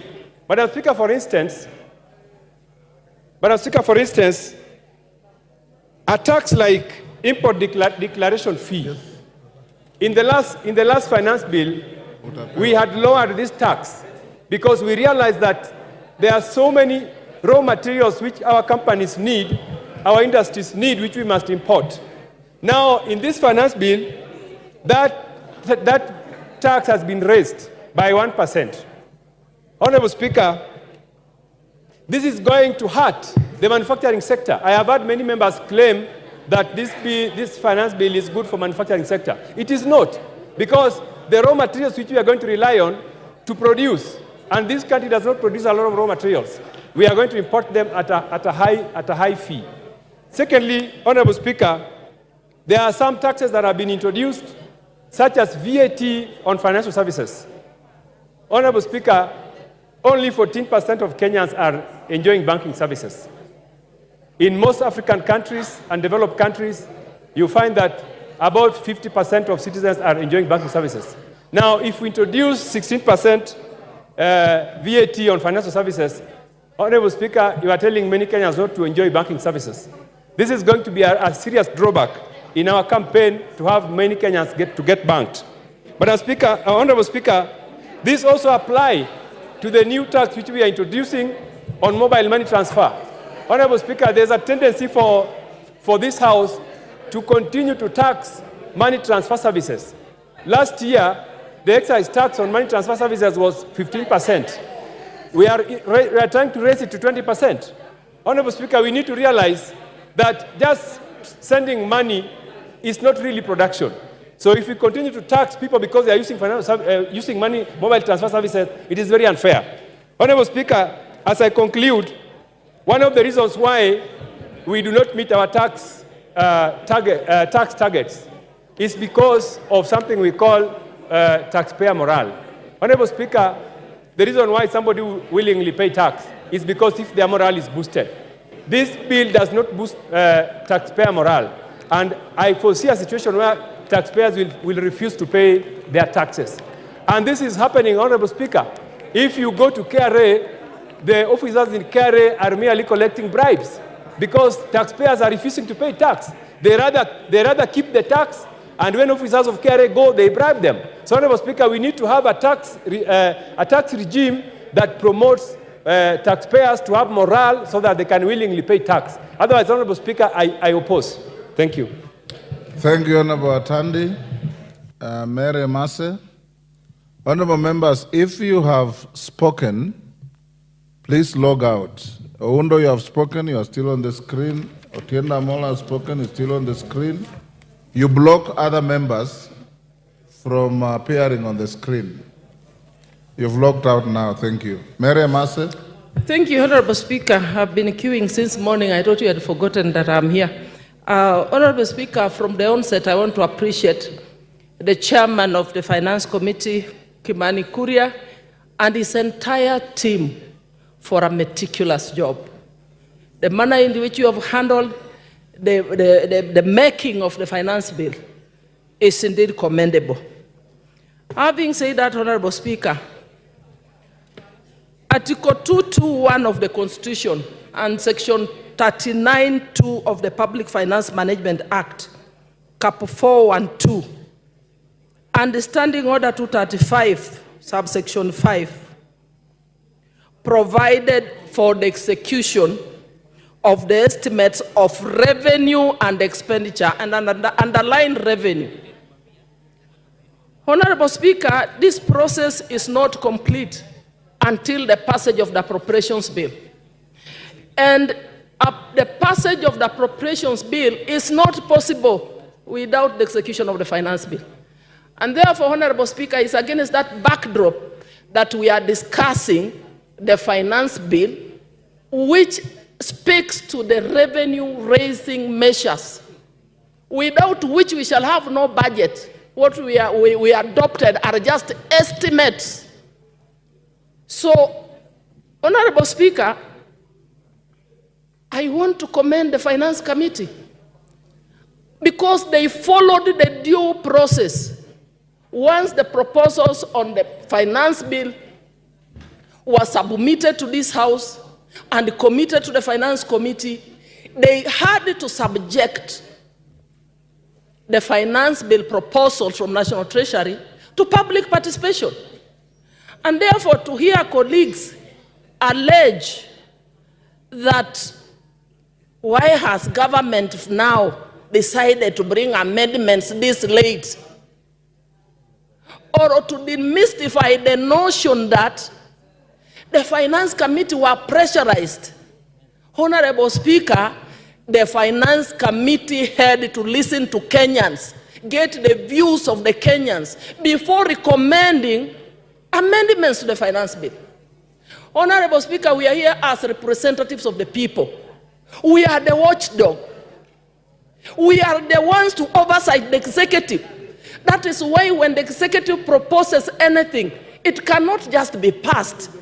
There is a committee that does the scrutiny, the review, they have to discuss, they have to do public participation, then make recommendations to amend and bring to this house for all of us to adopt. They do that on our behalf. So, Honorable Speaker, I know it's been a difficult time, not just for Kuria and his team, but the entire house. We have received threats, blackmail, attacks on social media. Reject the bill. Reject the bill. And I want to ask one question here, Honorable Speaker. Allow me use an analogy of a bag of banana or a bag of potatoes. If you have a bag of potatoes and there are 10 or 15 rotten potatoes in that bag, are you going to throw away the whole bag of potatoes because of the 15 rotten ones? Or you are going to remove the 15 rotten ones and throw them away and carry the rest of the bag to the kitchen and prepare a delicious meal? Honorable Speaker, I am here to represent the people of Teso South. They have given me the mandate to represent them. They have needs. So I will support the bill as amended. The committee has removed 2.5 tax on motor vehicles. The committee has removed 16% on edible oil. The committee has removed some of the most contentious proposals that Kenyans did not agree with. They are proposing to remove, and we will be passing them during the time. Hold on, Irene Mayaka, what is the problem? Thank you, Honorable Speaker. Honorable Speaker, this is something that I've just noted from my senior, who I respect a lot, and other members. We are not talking about the bill as amended. The bill has not yet been amended. It is the report that is introducing amendments to the bill. So we need to be very clear on that particular fact so that we do not mislead Kenyans. She's actually not out of order because I heard her say the committee has proposed. But what did she say? No order. Yeah. If that's what you said, Mary, you're out of order. No bill has been amended, but there's a proposal from the committee to amend the bill. So you have two documents. The bill as is, the committee report with various proposals, including those amendments. So if you want to talk about changes in the bill, talk of proposals, because we have no amendments yet. Honorable Speaker, I mean proposed amendments that the committee has recommended as per this report. And Honorable Speaker, allow me point to one. Yes, thank you, Honorable Speaker. Honorable Speaker, I'm saying that the committee has made proposed amendments to the finance bill. The way it was originally, I want to agree with Kenyans, there were proposals that were contagious that we must deal away with. So I will support with the proposed amendments, and in particular, I want to respond to one proposed a VAT on financial services, on internet, which was going to affect especially the Gen Zs that you're talking about, the hustlers who are the students in universities. The proposal to remove that, to delete that proposed tax is indeed commendable. Dr. James Nyikal. Thank you, Mr. Speaker, for giving me this opportunity. I really appreciate. Order, Nguna, what is the problem? Mr. Speaker. CNN, what is the problem? Hold on, Nyikal.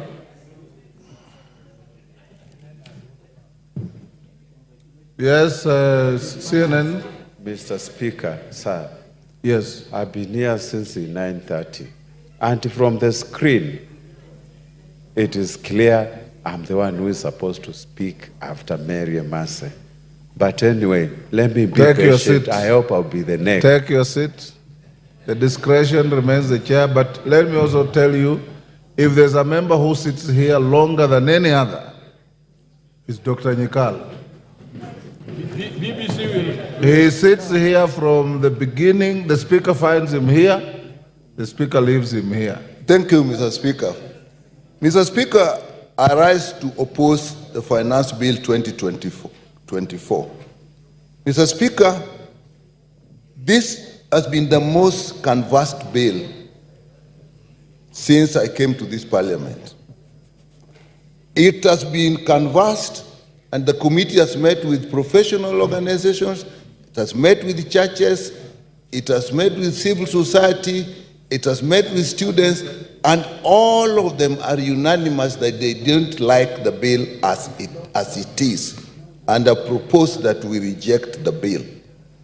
And Mr. Speaker, you have seen even yesterday, in just anticipation that the bill will be discussed, the demonstration, the picketing that was in this town.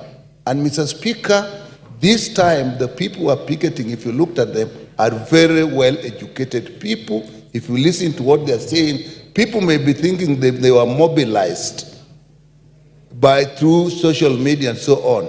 But those people have read this bill and they know what is the bill. I dare say some of them may have read this bill better than us. And Mr. Speaker, the reason people are up against, the people of Kenya are up against this bill is we had a bill last year which actually people are suffering from. Now we bring another finance bill. They are still suffering and they have looked through this one and they do not see hope. We represent the people of this country.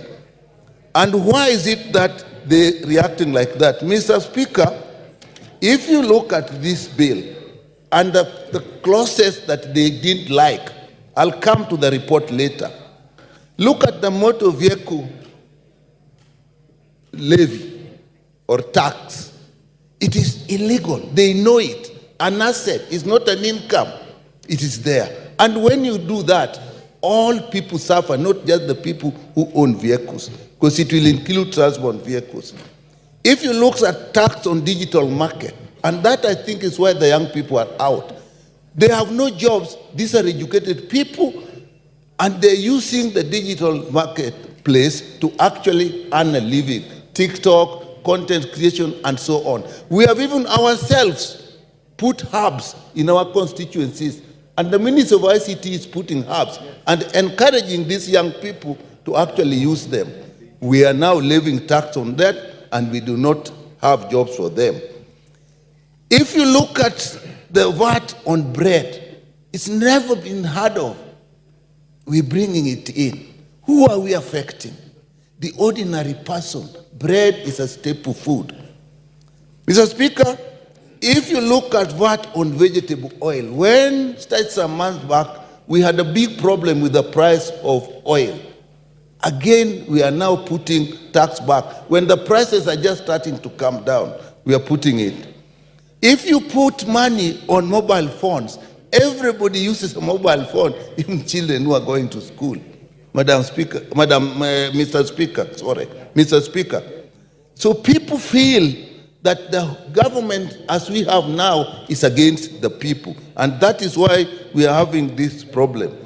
Look at the eco levy in clause 45 and 48. What is it touching? Diapers, pads, tires, of motor vehicles, bicycles, motorbikes, and so on. Again, touching the ordinary people. I know that the 150 that we put now, we are saying it is basically just going to be on imported products where it is used. So people have rioted because they don't like this thing. If you look at the fuel levy, which was not even in there, but now it has been brought in, we are proposing about 7 shillings on top of what is happening now. You do that, everybody is actually touched. The housing levy, we amend the bill that was actually assuring the people who have contributed the money to actually make it open to everybody. The people feel, we don't like this levy, we thought we'd get the houses, now everybody. Jos Lelemengit.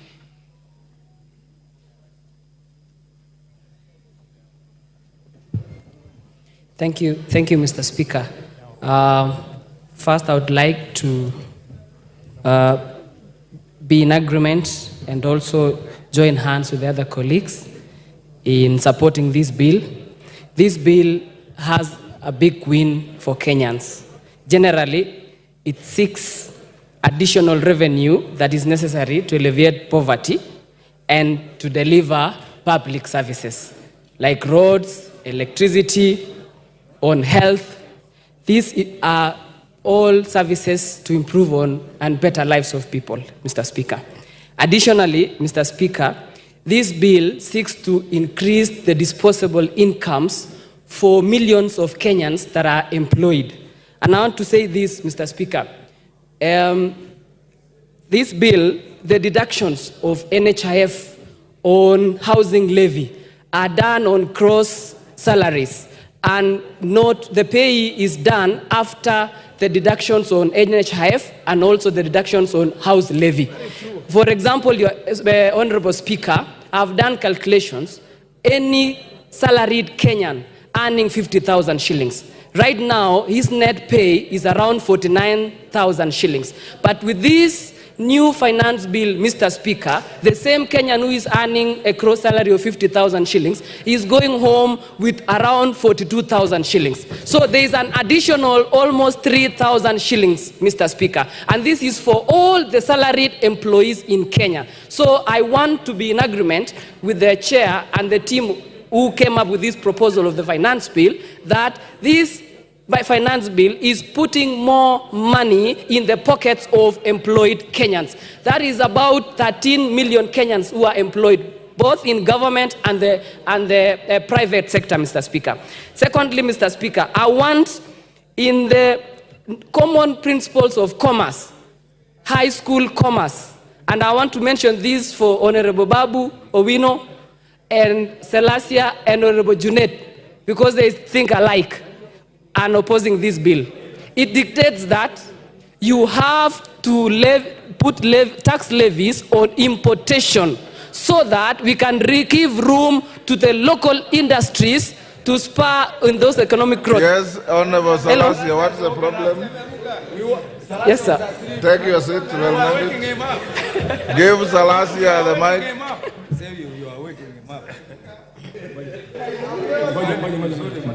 Give him, there you are, give him the mic. Okay, I'm here, right? I've never stood on the point of order, but let me try to speak on point of order. That one is point of order number 91. Okay. I'm so much disappointed with Honorable Elmengit by saying that I'm just... Selassie, Yes. Standing Order 31 deals with adjournment of the House. 91, yes. So it can't be the one on which you are standing. Yes, Mr. Speaker, I'm standing on point of order. Yes. Order number 91, yes. I'm getting used to these things, Mr. Speaker, sir. Yes. So I'm so much surprised that out of all these members of parliament, that Engineer Elmengit is mentioning my name and asking me that I'm opposing the bill without even me listening to me giving facts the way I want to give my facts in the next 5 minutes to come. Immediately the speaker is going to mention my name. Thank you, Mr. Okay. Lelmengi, to be fair to Selassie, he has not spoken on this bill yet. Thank you, Mr. Speaker. You know, I was waking up Selassie. I saw him, he was asleep. Okay. And again, Mr. Speaker, I've seen several members opposing this bill, and particularly on the assembled motorcycles that are imported. Those are the motorcycles that 3% of the levies have been put on the imported motorcycles. But the locally assembled and locally manufactured, there's no tax levies on those motorcycles. This will spur the economic growth and also enable these companies, will give room these companies to employ more youth in assembling these motorcycles within this country. Again, Mr. Speaker, I would love to buy diapers for my babies from the locally produced ones in Kenya. There is no problem for Honorable Junet creating a company like Junet Diapers Company Limited. I would be happy to buy those diapers from his factory. So I want to encourage every member who is opposing this bill I want to urge all members opposing this bill to also join hands with us so that we can accept the amendments and the proposed bill that we have for 2024-2025 financial year. Finally, Mr. Speaker, the only problem that we are fighting in this country and in this finance bill is the negative connotations and statements propagated by the opposition. Numbers don't lie. For the last 1 year, Mr. Speaker, on the economy, inflation has dropped from 9% to around 5%. The dollar, Mr. Speaker, in relation to Kenyan shilling, has dropped from 165 shilling to 130, up thereabout. Farmers are happy, Mr. Speaker, for the subsidized fertilizer. And finally, Mr. Speaker, the teachers who are interns for the last 1.5 years will get a chance to be employed permanent and pensionable, which is a big win for our institutions back home, the high schools, the day schools that don't have teachers. So, Mr. Speaker. Thank you. Thank you. Yes, what's your point of order? There's nobody on the floor. Umulher?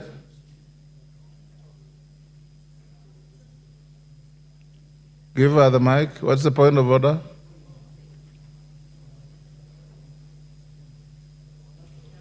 Mr. Speaker, I wanted to interject him, but he's not on the floor. He's not on the floor, so it is spent. Thank you. Okay. I give the floor to Elachi.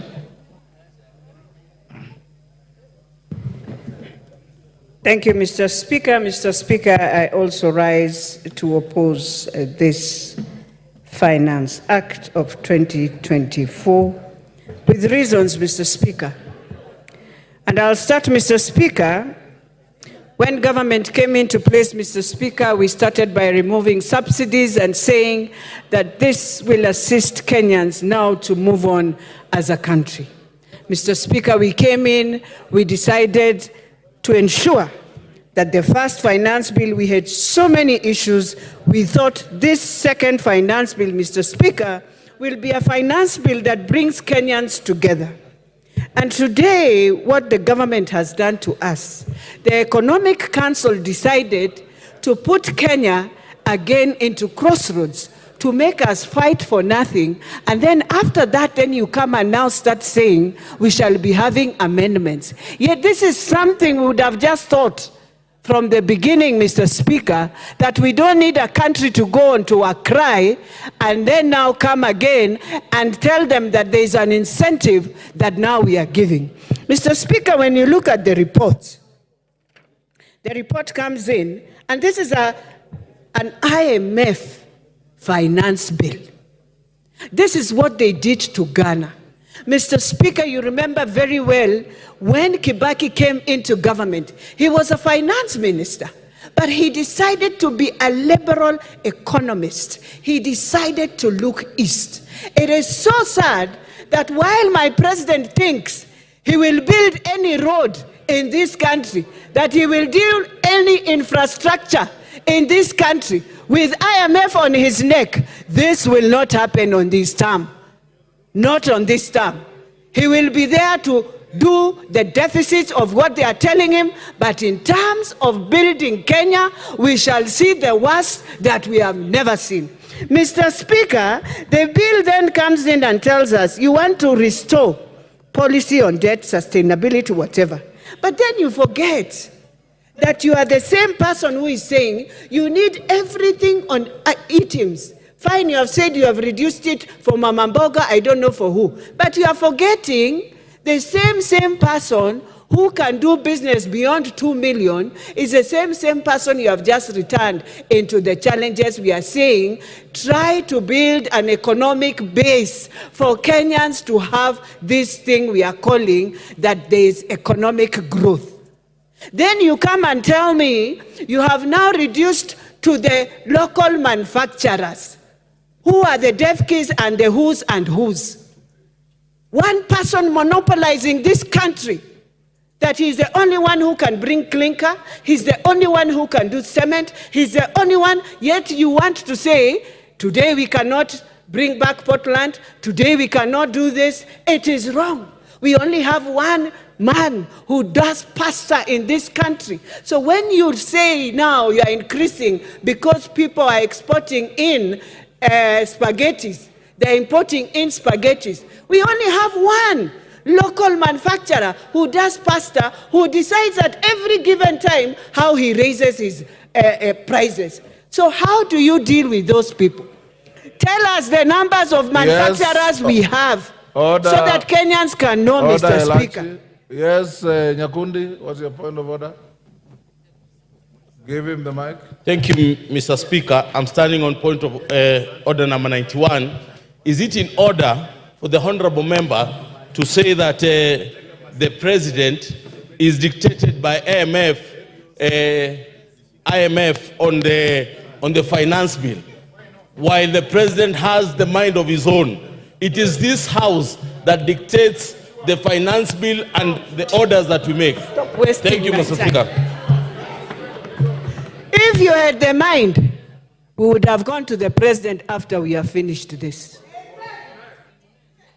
So, Mr. Speaker, what we are saying that it is time as Kenyans, we want to take back our power from the World Bank, from IMF, and we are begging so hard that the president must go back and look at the East so that we can finish our roads. You went to the US, you told us you are bringing a road that is headed to Mombasa. Order, Elachi. The World Bank does not vote in this house. It is you who will vote in this house. Mr. Speaker. Yes, Rindikiri. Understanding order 91, I expect somebody I respect very much to bring in point of relevance. Mr. Speaker, we are not debating the performance and activities of the president. We are discussing the matters of finance bill, and I expect her as such to react.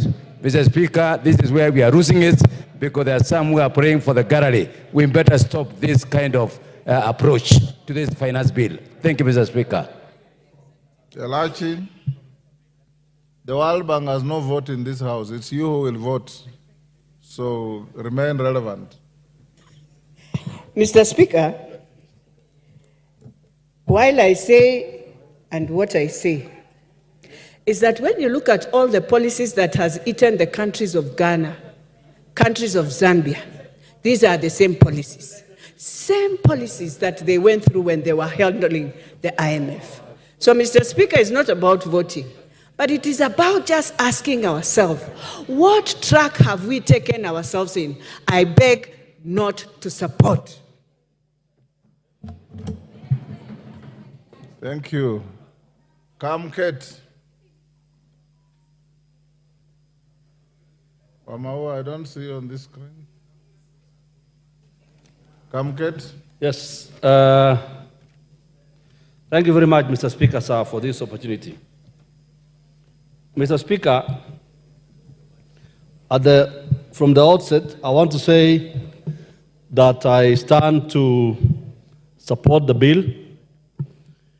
And in supporting this bill, Mr. Speaker, I want to say that I fully associate myself with the views and the recommendations of the Committee on Finance and National Planning. The committee, Mr. Speaker, has done a wonderful job in analyzing the bill and in listening to Kenyans. When this bill was published for the first time, Mr. Speaker, I got concerned as every other Kenyan But I got, Mr. Speaker, I got the confidence, Mr. Speaker, because I know, Mr. Speaker, that Kenya is a working democracy. That the process of legislative, the passing of legislation is a process, Mr. Speaker.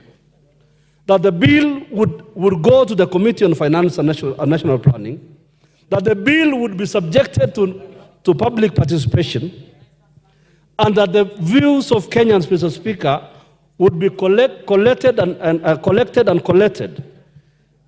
that the committee would come up with the proper recommendations, having listened to the people of Kenya. And the committee has done that, Mr. Speaker. This committee, Mr. Speaker, represents Parliament. The Committee on Finance and National Planning is a committee that is made up of members across the aisle. It is not a committee, Mr. Speaker, of members of one side of the House.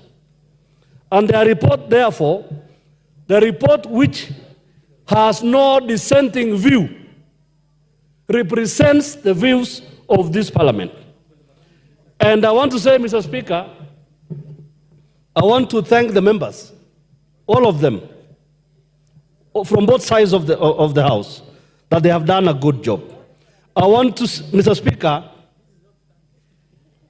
the Treasury is made up of Kenyans, and they are mandated, Mr. Speaker, at every financial year to come up with revenue raising measures to support the budget. And they are free, Mr. Speaker, to be innovative. Those officers at the Treasury, Mr. Speaker, are free to come up with wild ideas. But that is why Parliament is here. Because the officers at the Treasury, I do not see why the hysteria. Why there was hysteria? Why would a member of Parliament be joining, Mr. Speaker, members of the public in demonstrating in the streets when his opportunity is here? When the opportunity is here now, and then when they are given the chance, Mr. Speaker, they come and speak about revolutions that are non-existent. This is the time to talk about, to debate this bill and to look at the recommendations of the committee as they have made. Mr. Speaker, the governments exist to levy taxes, Mr. Speaker. And it is Parliament's responsibility to check on the executive. And that is exactly what we are doing. Mr. Speaker, you know, when the orange button comes up, Mr. Speaker, and the points are coming, I do not know what is, we begin to panic. Mr. Speaker, let me just say this, Mr. Speaker. This morning, I listened to the leader of minority opposing the bill.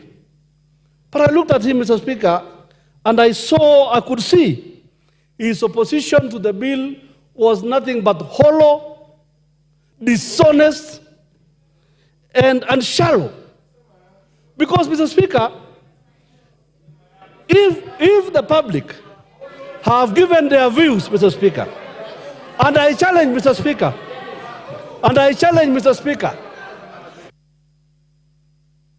Your time is up. Your order. Member for Malindi. Asante sana Mheshimiwa Spika. Mwanzo ningechukua fursa hii Mheshimiwa Spika kuweza kuwashukuru wa Kenya. Nimeona wenzangu wengi wamesimama hapa na kusema tushukuru wale watu ama ambao wako katika kamati ya mswada wa fedha, lakini mimi nasimama hapa Mheshimiwa Spika kushukuru wa Kenya.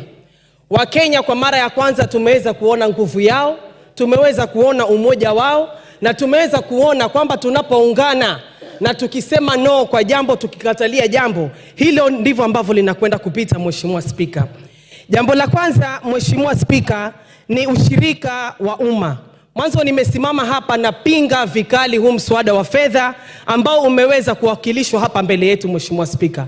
Watu wangu wa Malindi Mheshimiwa Spika wamepinga vikali masuala ya kuongezwa ushuru katika mambo ya mkate, katika mambo ya pampers, katika mambo ya sanitary pads. Watu wangu wa Malindi tayari ile hali ya maisha ilivyo ngumu, wanasema kwamba hawataki tena kuona ushuru wa aina yoyote uweze kuongezewa hapa Mheshimiwa Spika.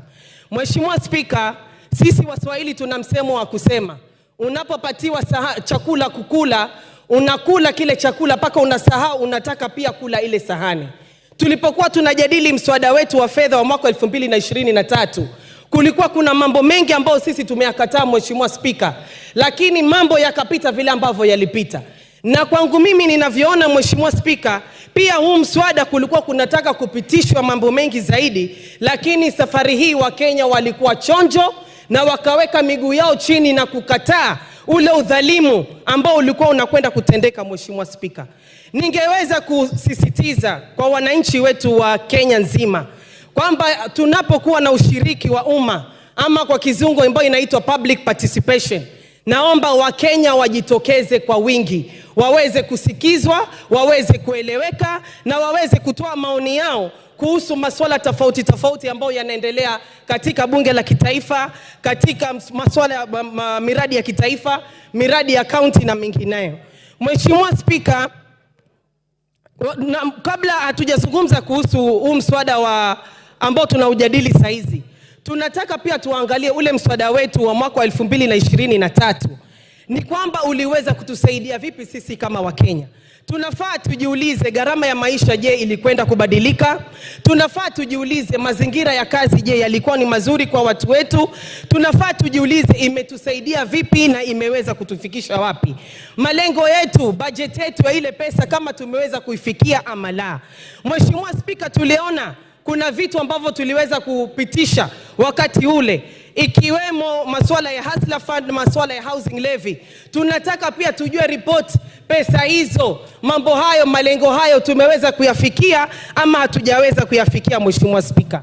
Kwa kumalizia Mheshimiwa Spika, mimi ninavyoelewa Wakenya hawana shida na kulipa ushuru. Uchungu wa Wakenya saizi tunazungumza kuhusu budget ya zaidi ya trilioni 3. Matumizi ya hizi pesa Mheshimiwa Spika ndiyo matatizo makubwa, na ndio maana tumeona vijana wetu, watoto wadogo wamekwenda barabarani kufanya maandamano Mheshimiwa Spika. Matatizo ambayo tuko nayo sasa hivi Mheshimiwa Spika ni ufisadi. Na pale ambapo tunazungumza kuhusu ufisadi, kwa sababu pesa zote hizi zinatoka kwa Wakenya, bajeti yote hii sasa hizi inatoka kwa Wakenya. Tunapoona ufisadi ambao unaendelea Mheshimiwa Spika, mawaziri wanakuja hapa, mawaziri wao ambao wana ufisadi wanaachiliwa Mheshimiwa Spika. Hii ndio inazidi kutia machungu kwa Wakenya kule Mheshimiwa Spika.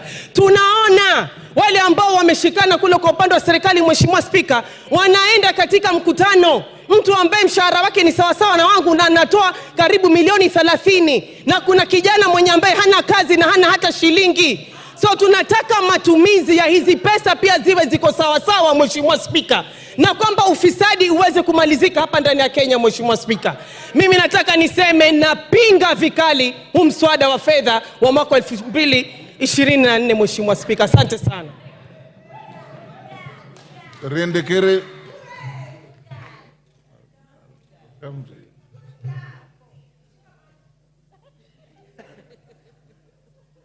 Thank you, Mr. Speaker.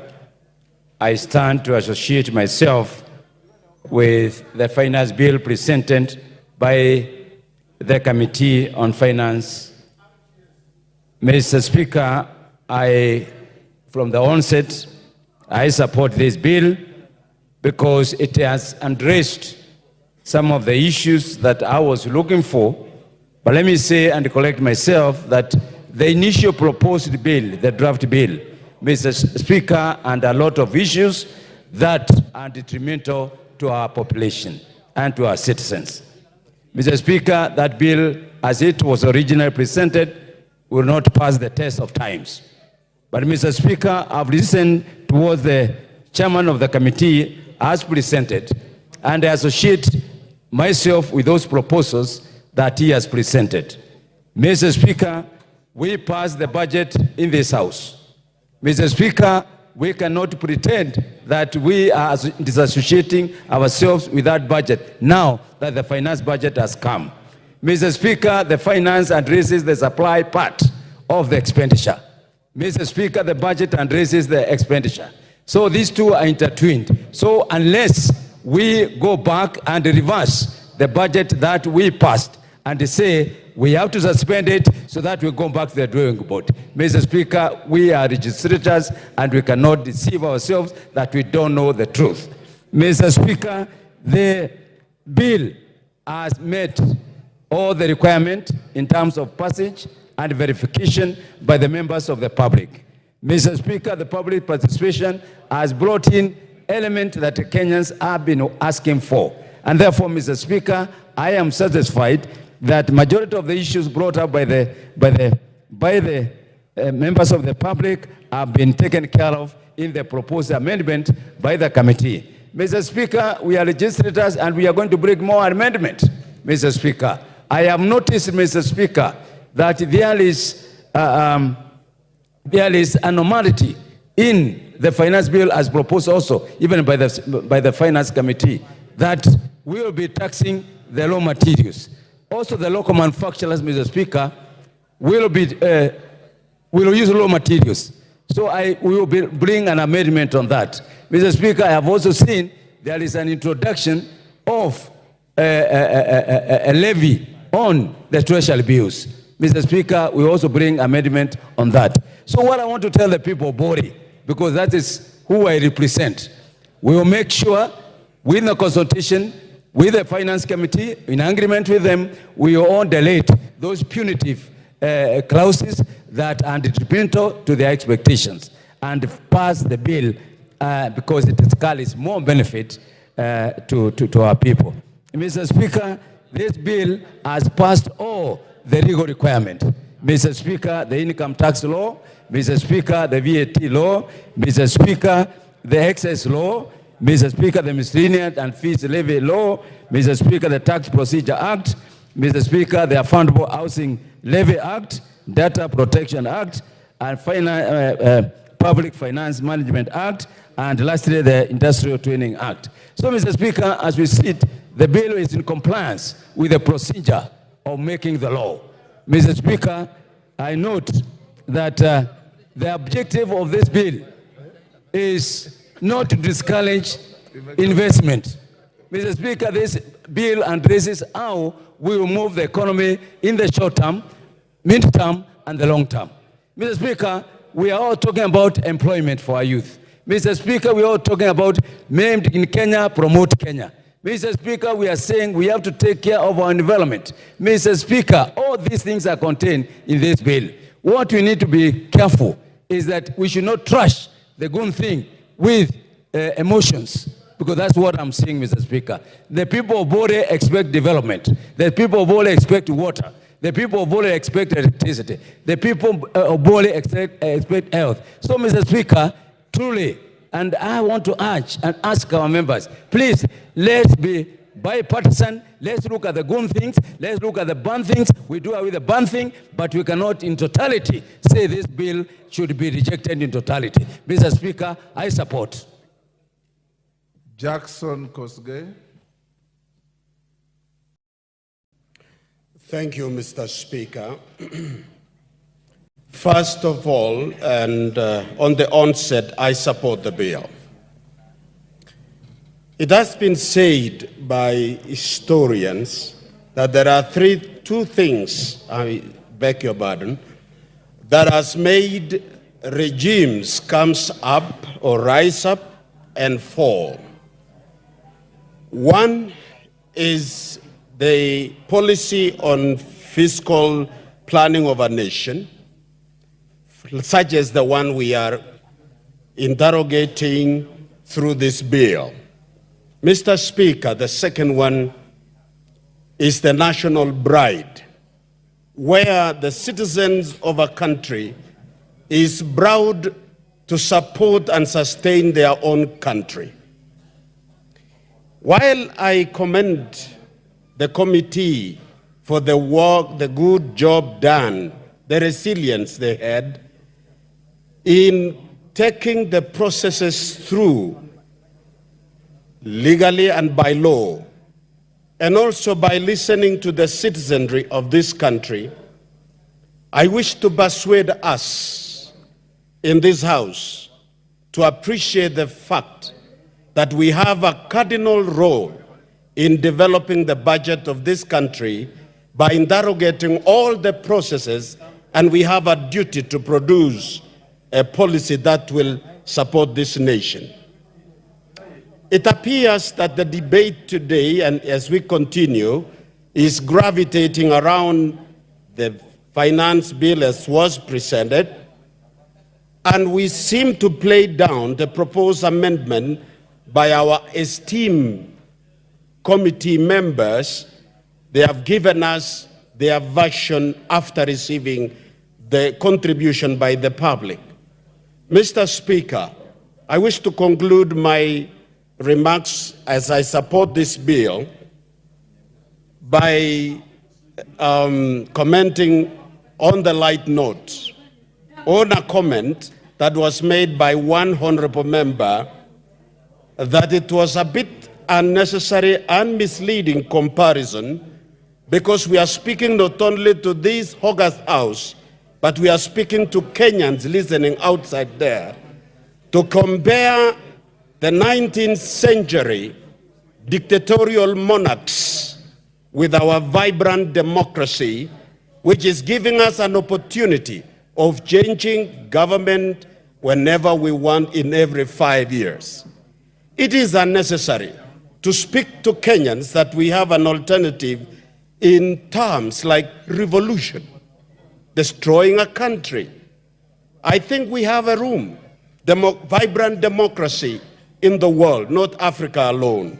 And I wish to urge us that let us debate without personalizing, but think about this country and its progress. With that, Mr. Speaker, I support the bill. Thank you. Watho.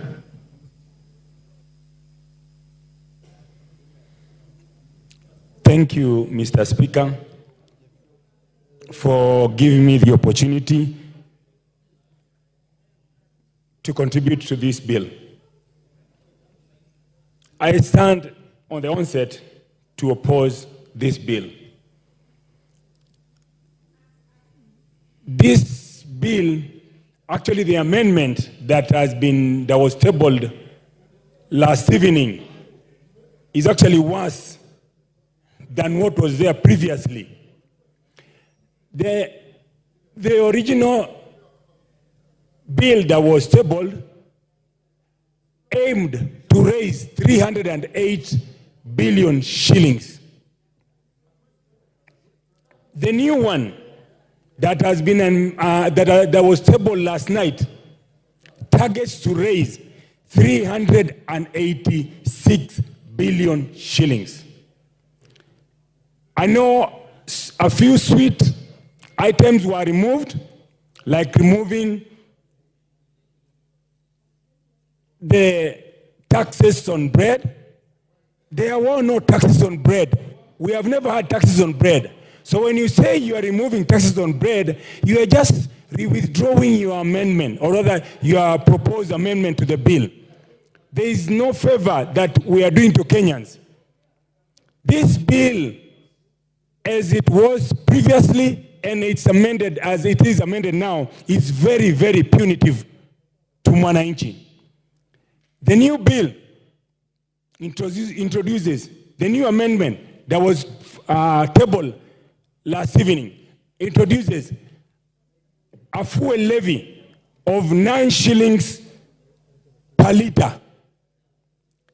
When you increase the cost of fuel, all the items that are transported using motor vehicles, rollies, etc., the cost will go up. So the cost of living to the common mwananchi will go up. We have increased the taxes on the imported finished items. In most households, majority of the items, from the cookers to the TV and any other items, not necessarily electronics, including this room. Majority of the items in this room, other than the wooden items, are all imported. So we will increase the cost of living for the common mwananchi.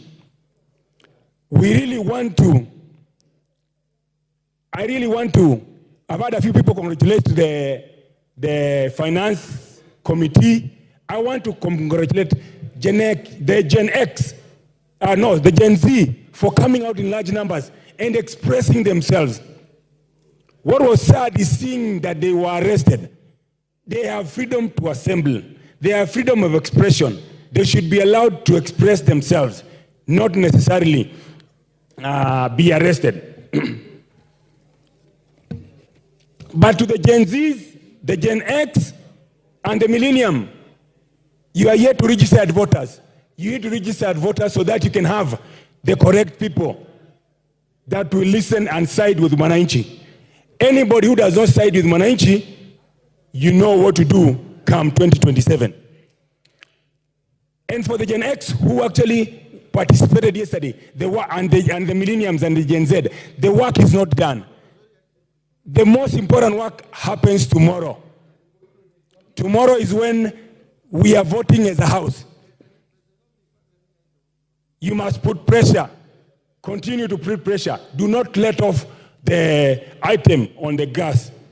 And you must sit there with a pen and a paper. And anybody who votes to put a noose around your neck, you must write down their name and pick and say, that one, 2027, home. That one, 2027, home. Anybody who votes to finish you here.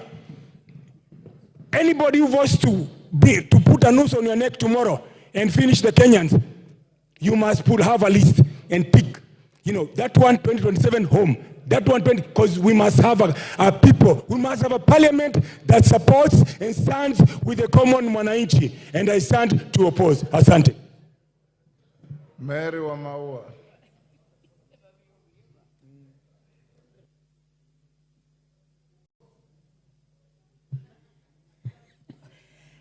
Thank you, Mr. Speaker, for giving me a chance to speak to this finance bill. Mr. Speaker, I don't stand here to be told by an honorable member who is elected like me, because I listen to my people. Mr. Speaker, I'm here to support the finance bill with the proposed amendment from the committee finance. Mr. Speaker, secondly, allow me to appreciate the work that was done by the finance committee, the exercise that they did going around the country during the public participation was not in futility, and therefore, immediately after the public participation, they went to write this report, and from all what they collected from the people who came in the name of those from the corporate professionals, business men, and others, they were able to do so many amendments that we are waiting to hear, and some we are aware because majority of those are the ones that the members of public had a lot of interest in, like the issue of the VAT on bread. There is that proposed amendment to remove the VAT on it.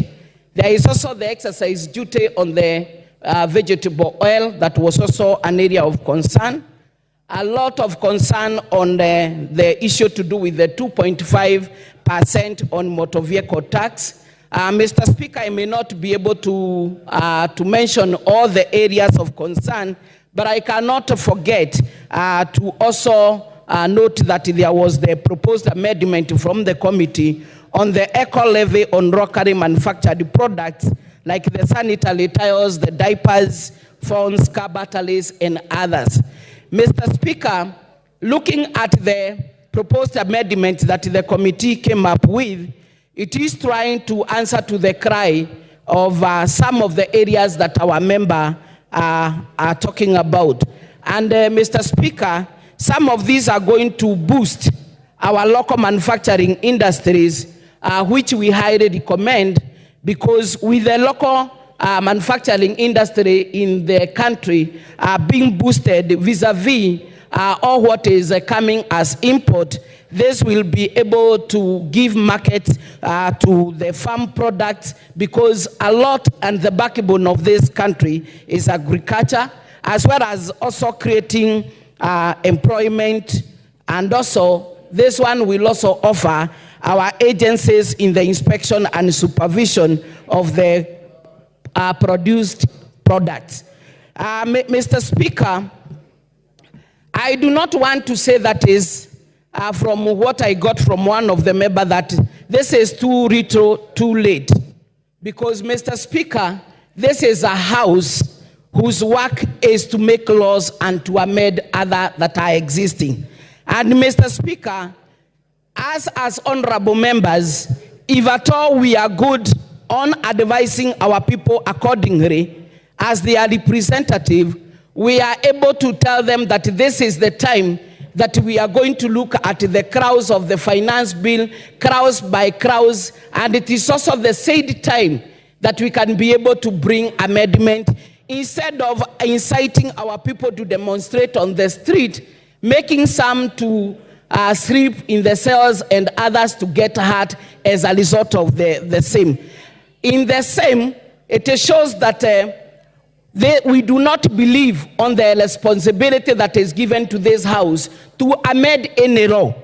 Whatever Treasury proposed, it is for the committee, whatever it did, and our time now has come to make sure that any crowds that you think you need to do an amendment, you raise it so that we discuss it here, and by the end of it, whatever finance bill we produce will be answering to the areas of concern to our people. Mr. Speaker, as much as you see some saying that they are opposing, if at all we go by whatever they are saying, they'll be the first one again to rise to question on the salaries, on development of projects that are running and other areas. So members, as we talk, let us not be populist. Wamaua, your time is up.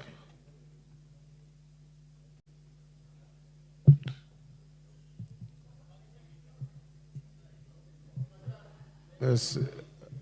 Mark Nyamita.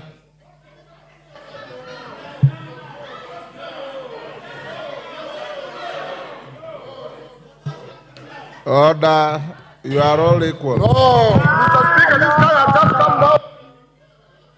Go on, Nyamita, give Nyamita the floor. But Mark Nyamita, you've just come. You've just come down, we have been Angela, you will speak. I think let in a house of order, Mheshimiwa, the speaker is presiding. Thank you, Mr. Speaker. Thank you, Mr. Speaker, for giving me an opportunity to contribute on this particular bill. I'm sure, Angela, if it was you, you will be happy. I'll give you a chance. We have just come now. We have been sitting here since Order, Angela. I appreciate your resilience Speaker, today. Protect me to be listened to in silence. Oh, that's unfair. Thank you, Mr. Speaker. From the onset, Mr. Speaker, I want to say that this bill, as was presented on the floor of this House, any reasonable member of Parliament would object to it. Because there is no way, Mr. Speaker, even our colleagues who are on government side would sit here and agree to some of the proposals that are actually in this bill. Let me begin with the sugarcane transporters. When you charge VAT on transport, I come from a sugar belt area, Mr. Speaker. Most of those roads, if not all of them, are maram roads that are not maintained. So when you're saying that they utilize the roads and they're spoiling them, we are sometimes just lucky if the factories themselves actually do it. Mr. Speaker, the taxation on bread in itself, many members, though in this House, do not eat bread, not because they cannot afford. They do not eat bread because they have other alternatives or they've sought other healthy issues, types of food that they want to actually take. But the common man relies on bread as a staple food. So trying to tax it really, Mr. Speaker, is completely out of this space. taxation on motor vehicle based on value also does not make sense. Mr. Speaker, someone who is driving a Probox and someone driving a V8, like many members on the floor of this House, utilize the same space, they apply the same weight on the road. If you're going to tax them and you tax them, it would have been disproportionate in terms of taxation. So therefore, this was actually not making sense. Tax on vegetable oil, Mr. Speaker, would have increased tremendously the cost of food for the common man. So any reasonable person on the floor of this House, regardless on which side you sit, would definitely then oppose this particular one. The eco levy, though being very progressive, Mr. Speaker, I do not think the way it had been put in this particular bill made a lot of sense. We need to only tax eco levy on finished products that are actually being brought into the country. I am happy that many members agree and will oppose the threshold for VAT registration. In my constituency, Mr. Speaker, over the last about 1 month, I have had to bring young people together to try and give them CDF projects. Some of them are registering organizations for the first time. Compelling them to register so that you tax them was not leaving them with any money, because the amount of money that we put into our projects, Mr. Speaker, is extremely very little. Having said that, Mr. Speaker, I just want to urge my colleagues that the best thing for us, that it is this House, the 13th Parliament, that must stand to be counted. We have a more enlightened public, and I want to commend the committee because of the extensive public participation. I have seen in their report that they actually had to add a few more days for people to give their views. How I wish, Mr. Speaker, that in the next bill and maybe all the other bills, we can even extend it not only to the members of the committee, but to the whole House, so that members can even caucus on specific bills that require a lot of input from the people. But then what I want to say is that anyone who believes that this bill is not right must then come to the floor of the House, including myself, to propose and support the amendments that are going to leave the bill more responsive to the needs of the people. Instead of just saying that we oppose it, it is in this House, and I am going to be in this House to propose my own amendments that are going to favor the Mwananchi, and the ones that have actually been brought that favor, we will actually support them. Thank you, Mr. Speaker. I submit. But for now. Thank you, Mr. Speaker. I arise also to support this motion, in spite of the fact that I received so many messages, so many calls, advising me to reject this bill. Mr. Speaker, one of the callers is a young man who is my neighbor. So he told me he has read so much on social media and he feels I should say no. So I asked the young man, why are you saying I vote no? Why specifically? So he told me the price of bread has increased from 45 to around 90 shillings. So I told him, which type of bread is this? Then he was talking of 400 grams bread. So I just told him straight, go to the shop and find out what it is presently. Mr. Speaker, I noted that there was a lot of misinformation to our youth, the so-called Generation C, that is causing them even to riot on the streets. Mr. Speaker, why I support this particularly is because of the direction this country is now taking. I'm realizing now, when you look at this finance bill, what I'm seeing now, this country is going the direction of consuming locally produced products. Because what it's doing is giving room for local producers to do the manufacturing of the products that we usually import. And Mr. Speaker, this in itself will actually improve the economy and will also create employment in our country that we are suffering from. And why I'm saying this, because I'm saying there is a tax or a levy on eco, something called eco levy. This is actually to discourage importation of finished products and encourage local production. There's also a tax on clinker that's coming from out, so as to encourage our local production. And when this is happening, most of the persons who will benefit are the very youth, actually, who are demonstrating in the streets. and they have been misinformed, because when this is happening in this particular country, most of them then will get employment. They will not find themselves idle in the streets so as to be vulnerable as they're being used by some persons, some leaders in this country to actually push their agenda.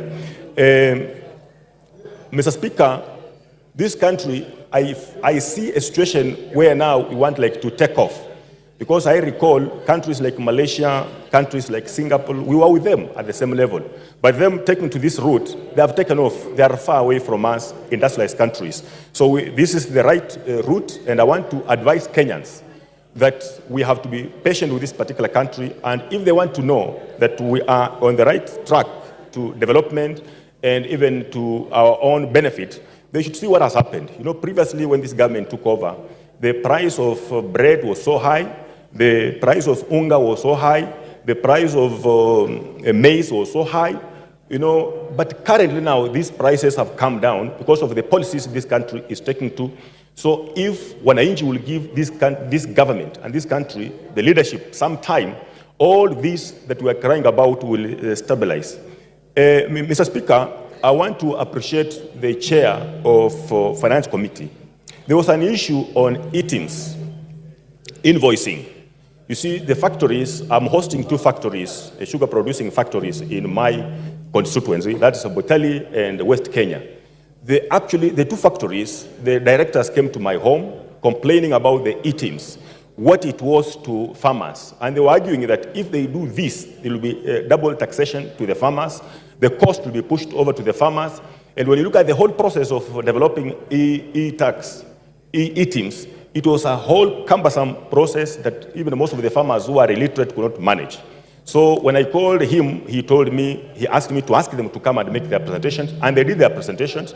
And I'm happy, I want to tell the farmers, the e-teams has been struck off. The issue of transport of cane from the farm, the factory, has also been struck off, because this cost would be passed over to the farmers, which I'm now telling the people of Malava that I represent. There's no need for me to say no to this finance bill, because it's the best for us for this particular country. And Mr. Speaker, we have also asked for so many things. I remember when the CS was making a presentation here on budget, there were so many things we were for thumbing, because they were good for us, like, for example, electricity connection. This is now a moment for us to raise funds to actually get this connection to our villages. Otherwise, I support Mr. Speaker. Thank you. Cain Katana.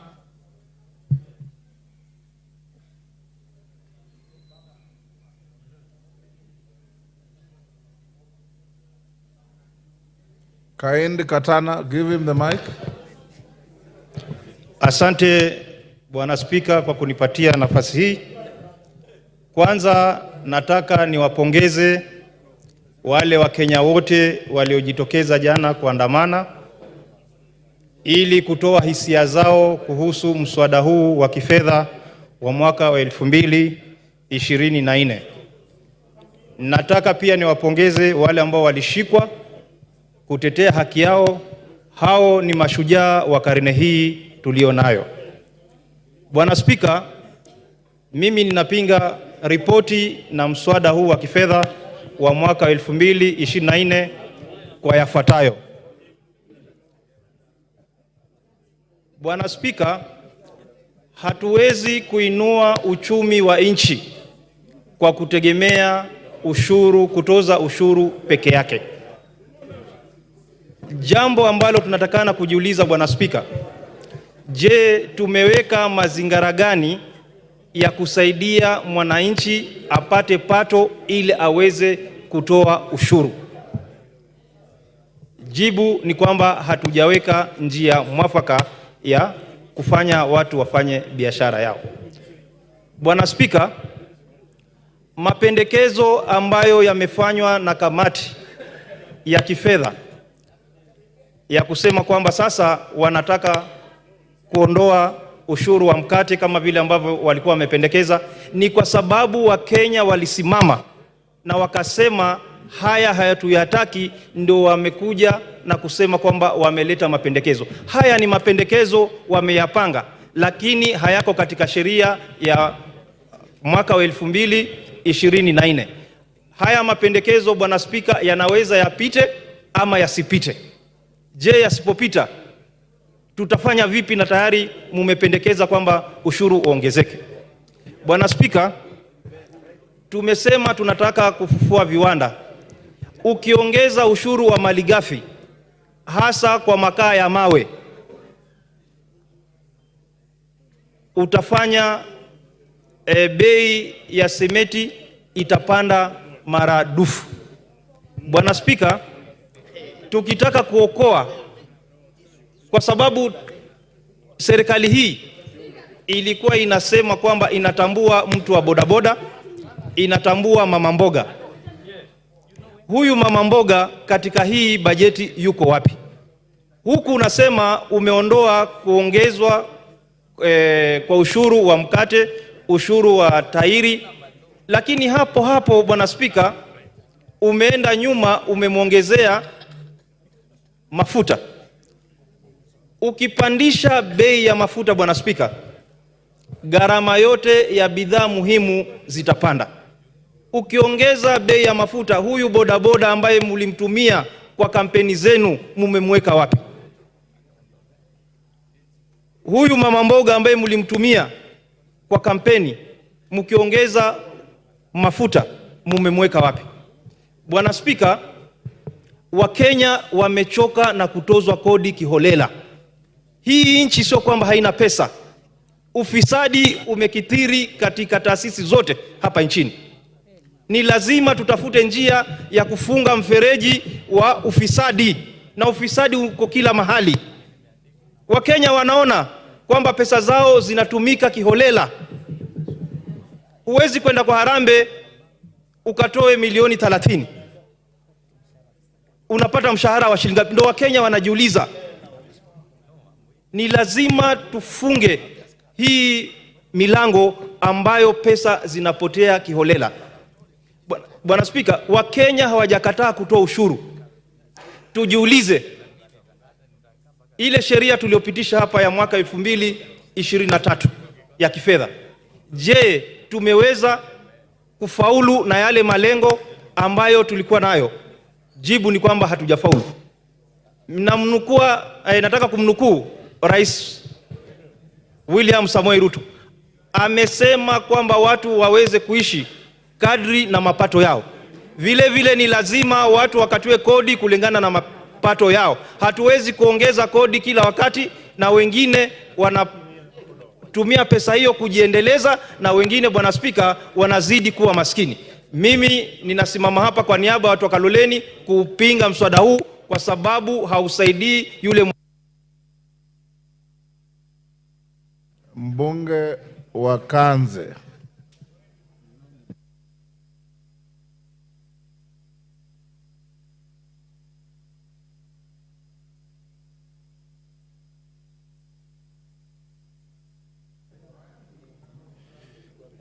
Asante sana Mheshimiwa Spika kwa kunipatia hii nafasi. Mimi pia niweze kupeana maoni yangu kuhusu mswada wa fedha wa mwaka 2024. Mheshimiwa Spika, mimi pia ni kati ya wale wabunge ambao nimetumiwa jumbe nyingi sana na wakazi wa Ganze wakiniambia niweze kupinga huu mswada kwa sababu hawafai. Wengi wa wale ambao wamekuwa wakinitumia jumbe, nimekuwa nikiwauliza ni vipengele gani katika mswada huu ambavyo wanaona vina shida. Ni wachache tu ambao waliweza kunitumia jumbe wakiniambia kwamba kuna vipengele fulani fulani ambavyo wanaona vina shida na wangetaka viondolewe ama virekebishwe ama mswada huo uweze kutaliwa kabisa. Kipengele kile kilikuwa kina utata kabisa ni kuhusu ile kodi ya mambo ya mkate, ambapo ulikuwa unaweza kupandisha bei mkate, na mimi pia nilikuwa nakubaliana nao kwa sababu mkate ni chakula ambacho kinatumiwa na watu wengi sana, especially wale wenye mapato ya chini. Kwa hivyo kwa upande huo pia mimi nilikuwa nakubaliana na wakazi wa Ganze wakisema ni lazima kodi ya mkate ipungue. Kodi nyingine ilikuwa inaleta utata ni kodi ya magari, na hiyo waliweza kunambia katika zile juma ambazo walinitumia ushuru wa magari ulikuwa unafanya wenye magari walikuwa watalipa pesa nyingi sana, na hiyo ilikuwa inaleta utata. Mambo ya eco levy ambayo ilikuwa inapandisha kodi ya sanitary pads na pia pampers, hiyo pia nilikuwa nakubaliana na wakazi wangu, na niliwaambia kwamba nitatumia hii forum yangu kuweza kuhakikisha kwamba hayo mambo yanatolewa katika huu mswada wa kodi. Na nataka nipongeze ile kamati ya fedha ya bunge hili ambayo iliweza kukaa na vipengele vingi ambavyo vilikuwa vinaleta utata waliweza kuviondoa. Na pia niendelee kushukuru kwa sababu nikiangalia yale mambo ambayo serikali imepanga kufanya huko katika maeneo bunge yetu kwa huu mwaka wa serikali unakuja, ni mambo mengi ambayo wabunge wote inastahili tuweze kuyapigia upato. Kwa mara ya kwanza tunaona kuwa mgao wa NGCDF unaweza kuongezeka kwa kiwango cha milioni 30. Na pia kwa mara ya kwanza tunaona kile eneo bunge linapata mgao kwa sababu ya usambazaji wa mambo ya stima.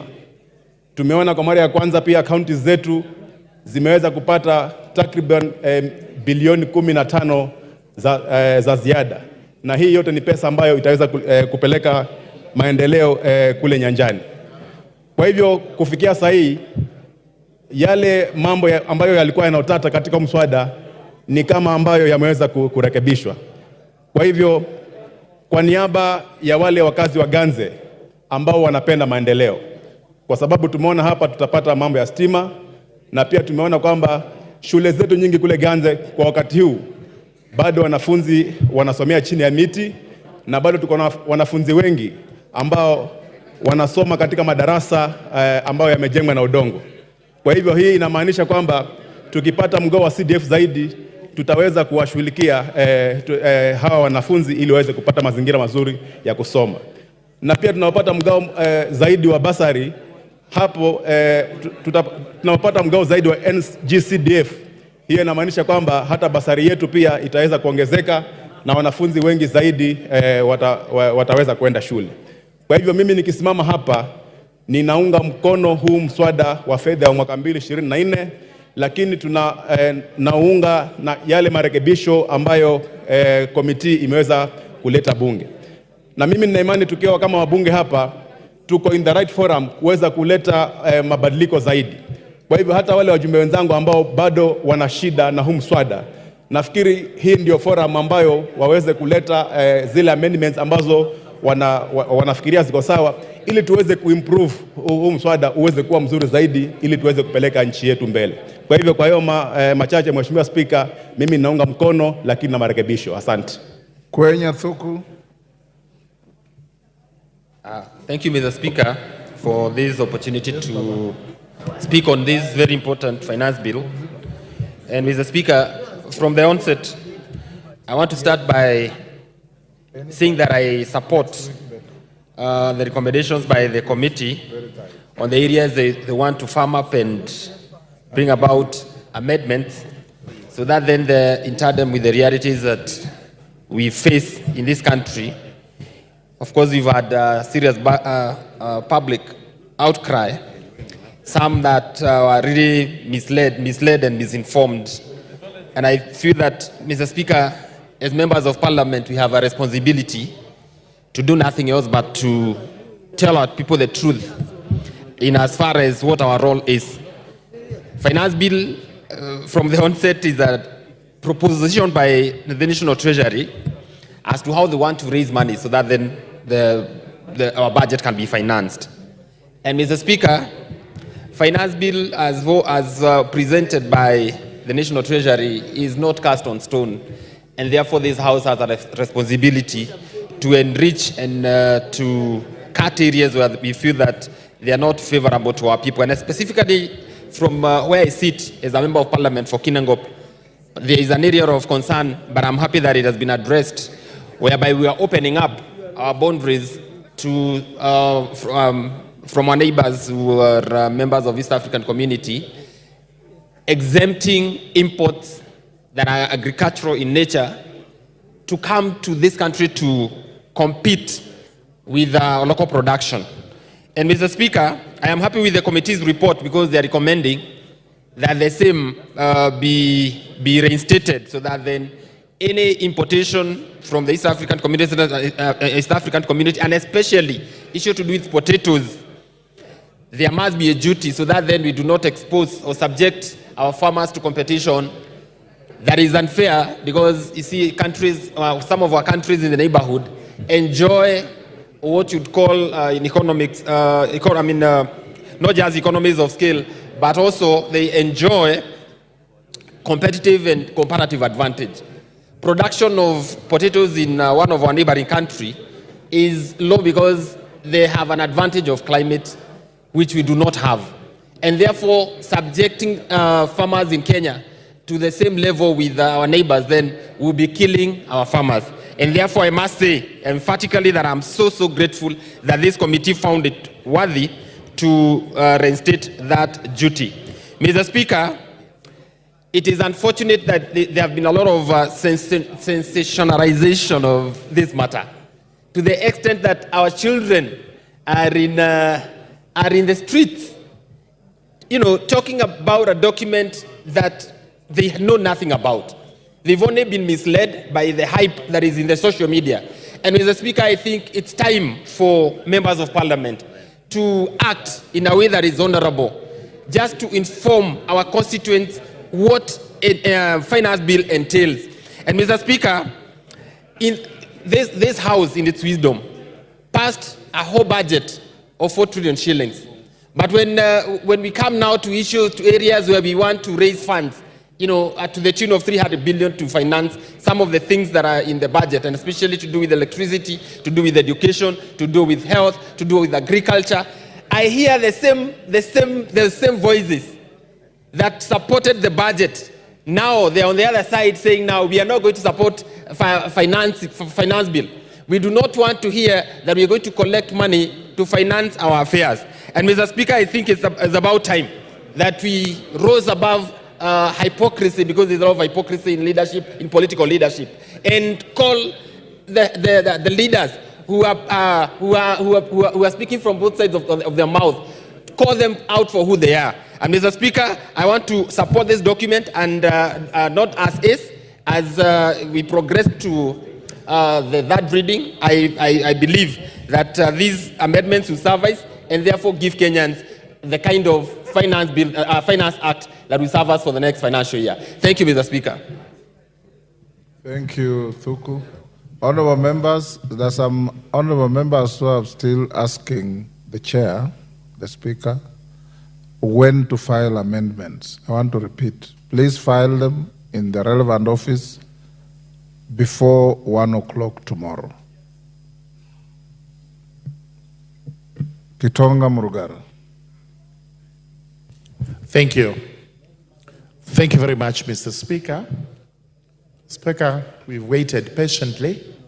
Evidence that what we are doing here is very important, and we just to continue being patient so that we can dispose of the important business of the House, which is actually the budget-making process. So, Speaker, allow me to begin by saying I actually support the report by the Committee on Finance and Planning, and I will also be supporting the finance bill with the proposed amendments because of 3 reasons. The first reason is we got to be faithful to Article 118 of the Constitution on the public participation. We are happy to report that after public participation, the Finance Committee has incorporated suggestions by members of the public on what really ought to be removed from the bill or what ought to be amended. This is extremely important in that in the public participation, we may not incorporate everything that is proposed by the public, but it shows that we're taking into consideration what the public says, and this is in honor of the people of Kenya. Number 2, public participation, according to our courts, should actually not be just cosmetic. It should be real, it should be practical, so that everybody who participates in it feels appreciated. And this is why we are saying there is no yardstick, there is no measure on what constitutes sufficient public participation, but anything that takes into consideration the views of the public is public participation. And thirdly, this finance bill, proposed finance bill with the amendments, is important in that we must have a finance act for the year 2024-2025. I cannot and I would not agree with the proposal that we should actually reject the entire bill, because it may have negatives to the people of Kenya. It also has positives. So what I would propose and urge members to agree with is that at the committee of the whole house, these proposed amendments by the committee and whatever else is going to come from the honorable members of parliament is extremely important, should be looked at with a tooth comb, so that we either pass reasonably or reject reasonably. Now, what are the proposed amendments by the committee which are very important? The VAT on bread is out. VAT on sugarcane transportation is out. VAT on electronic money transfer or transactions is out. And many others, including the 2% motor vehicle tax. All this is out. On the same tone, the eco levies on some of the finished products which are imported, these are going to remain. But for the locally manufactured goods, and this is very important to spur up industry and growth, we will have all that tax exempt. This is very important.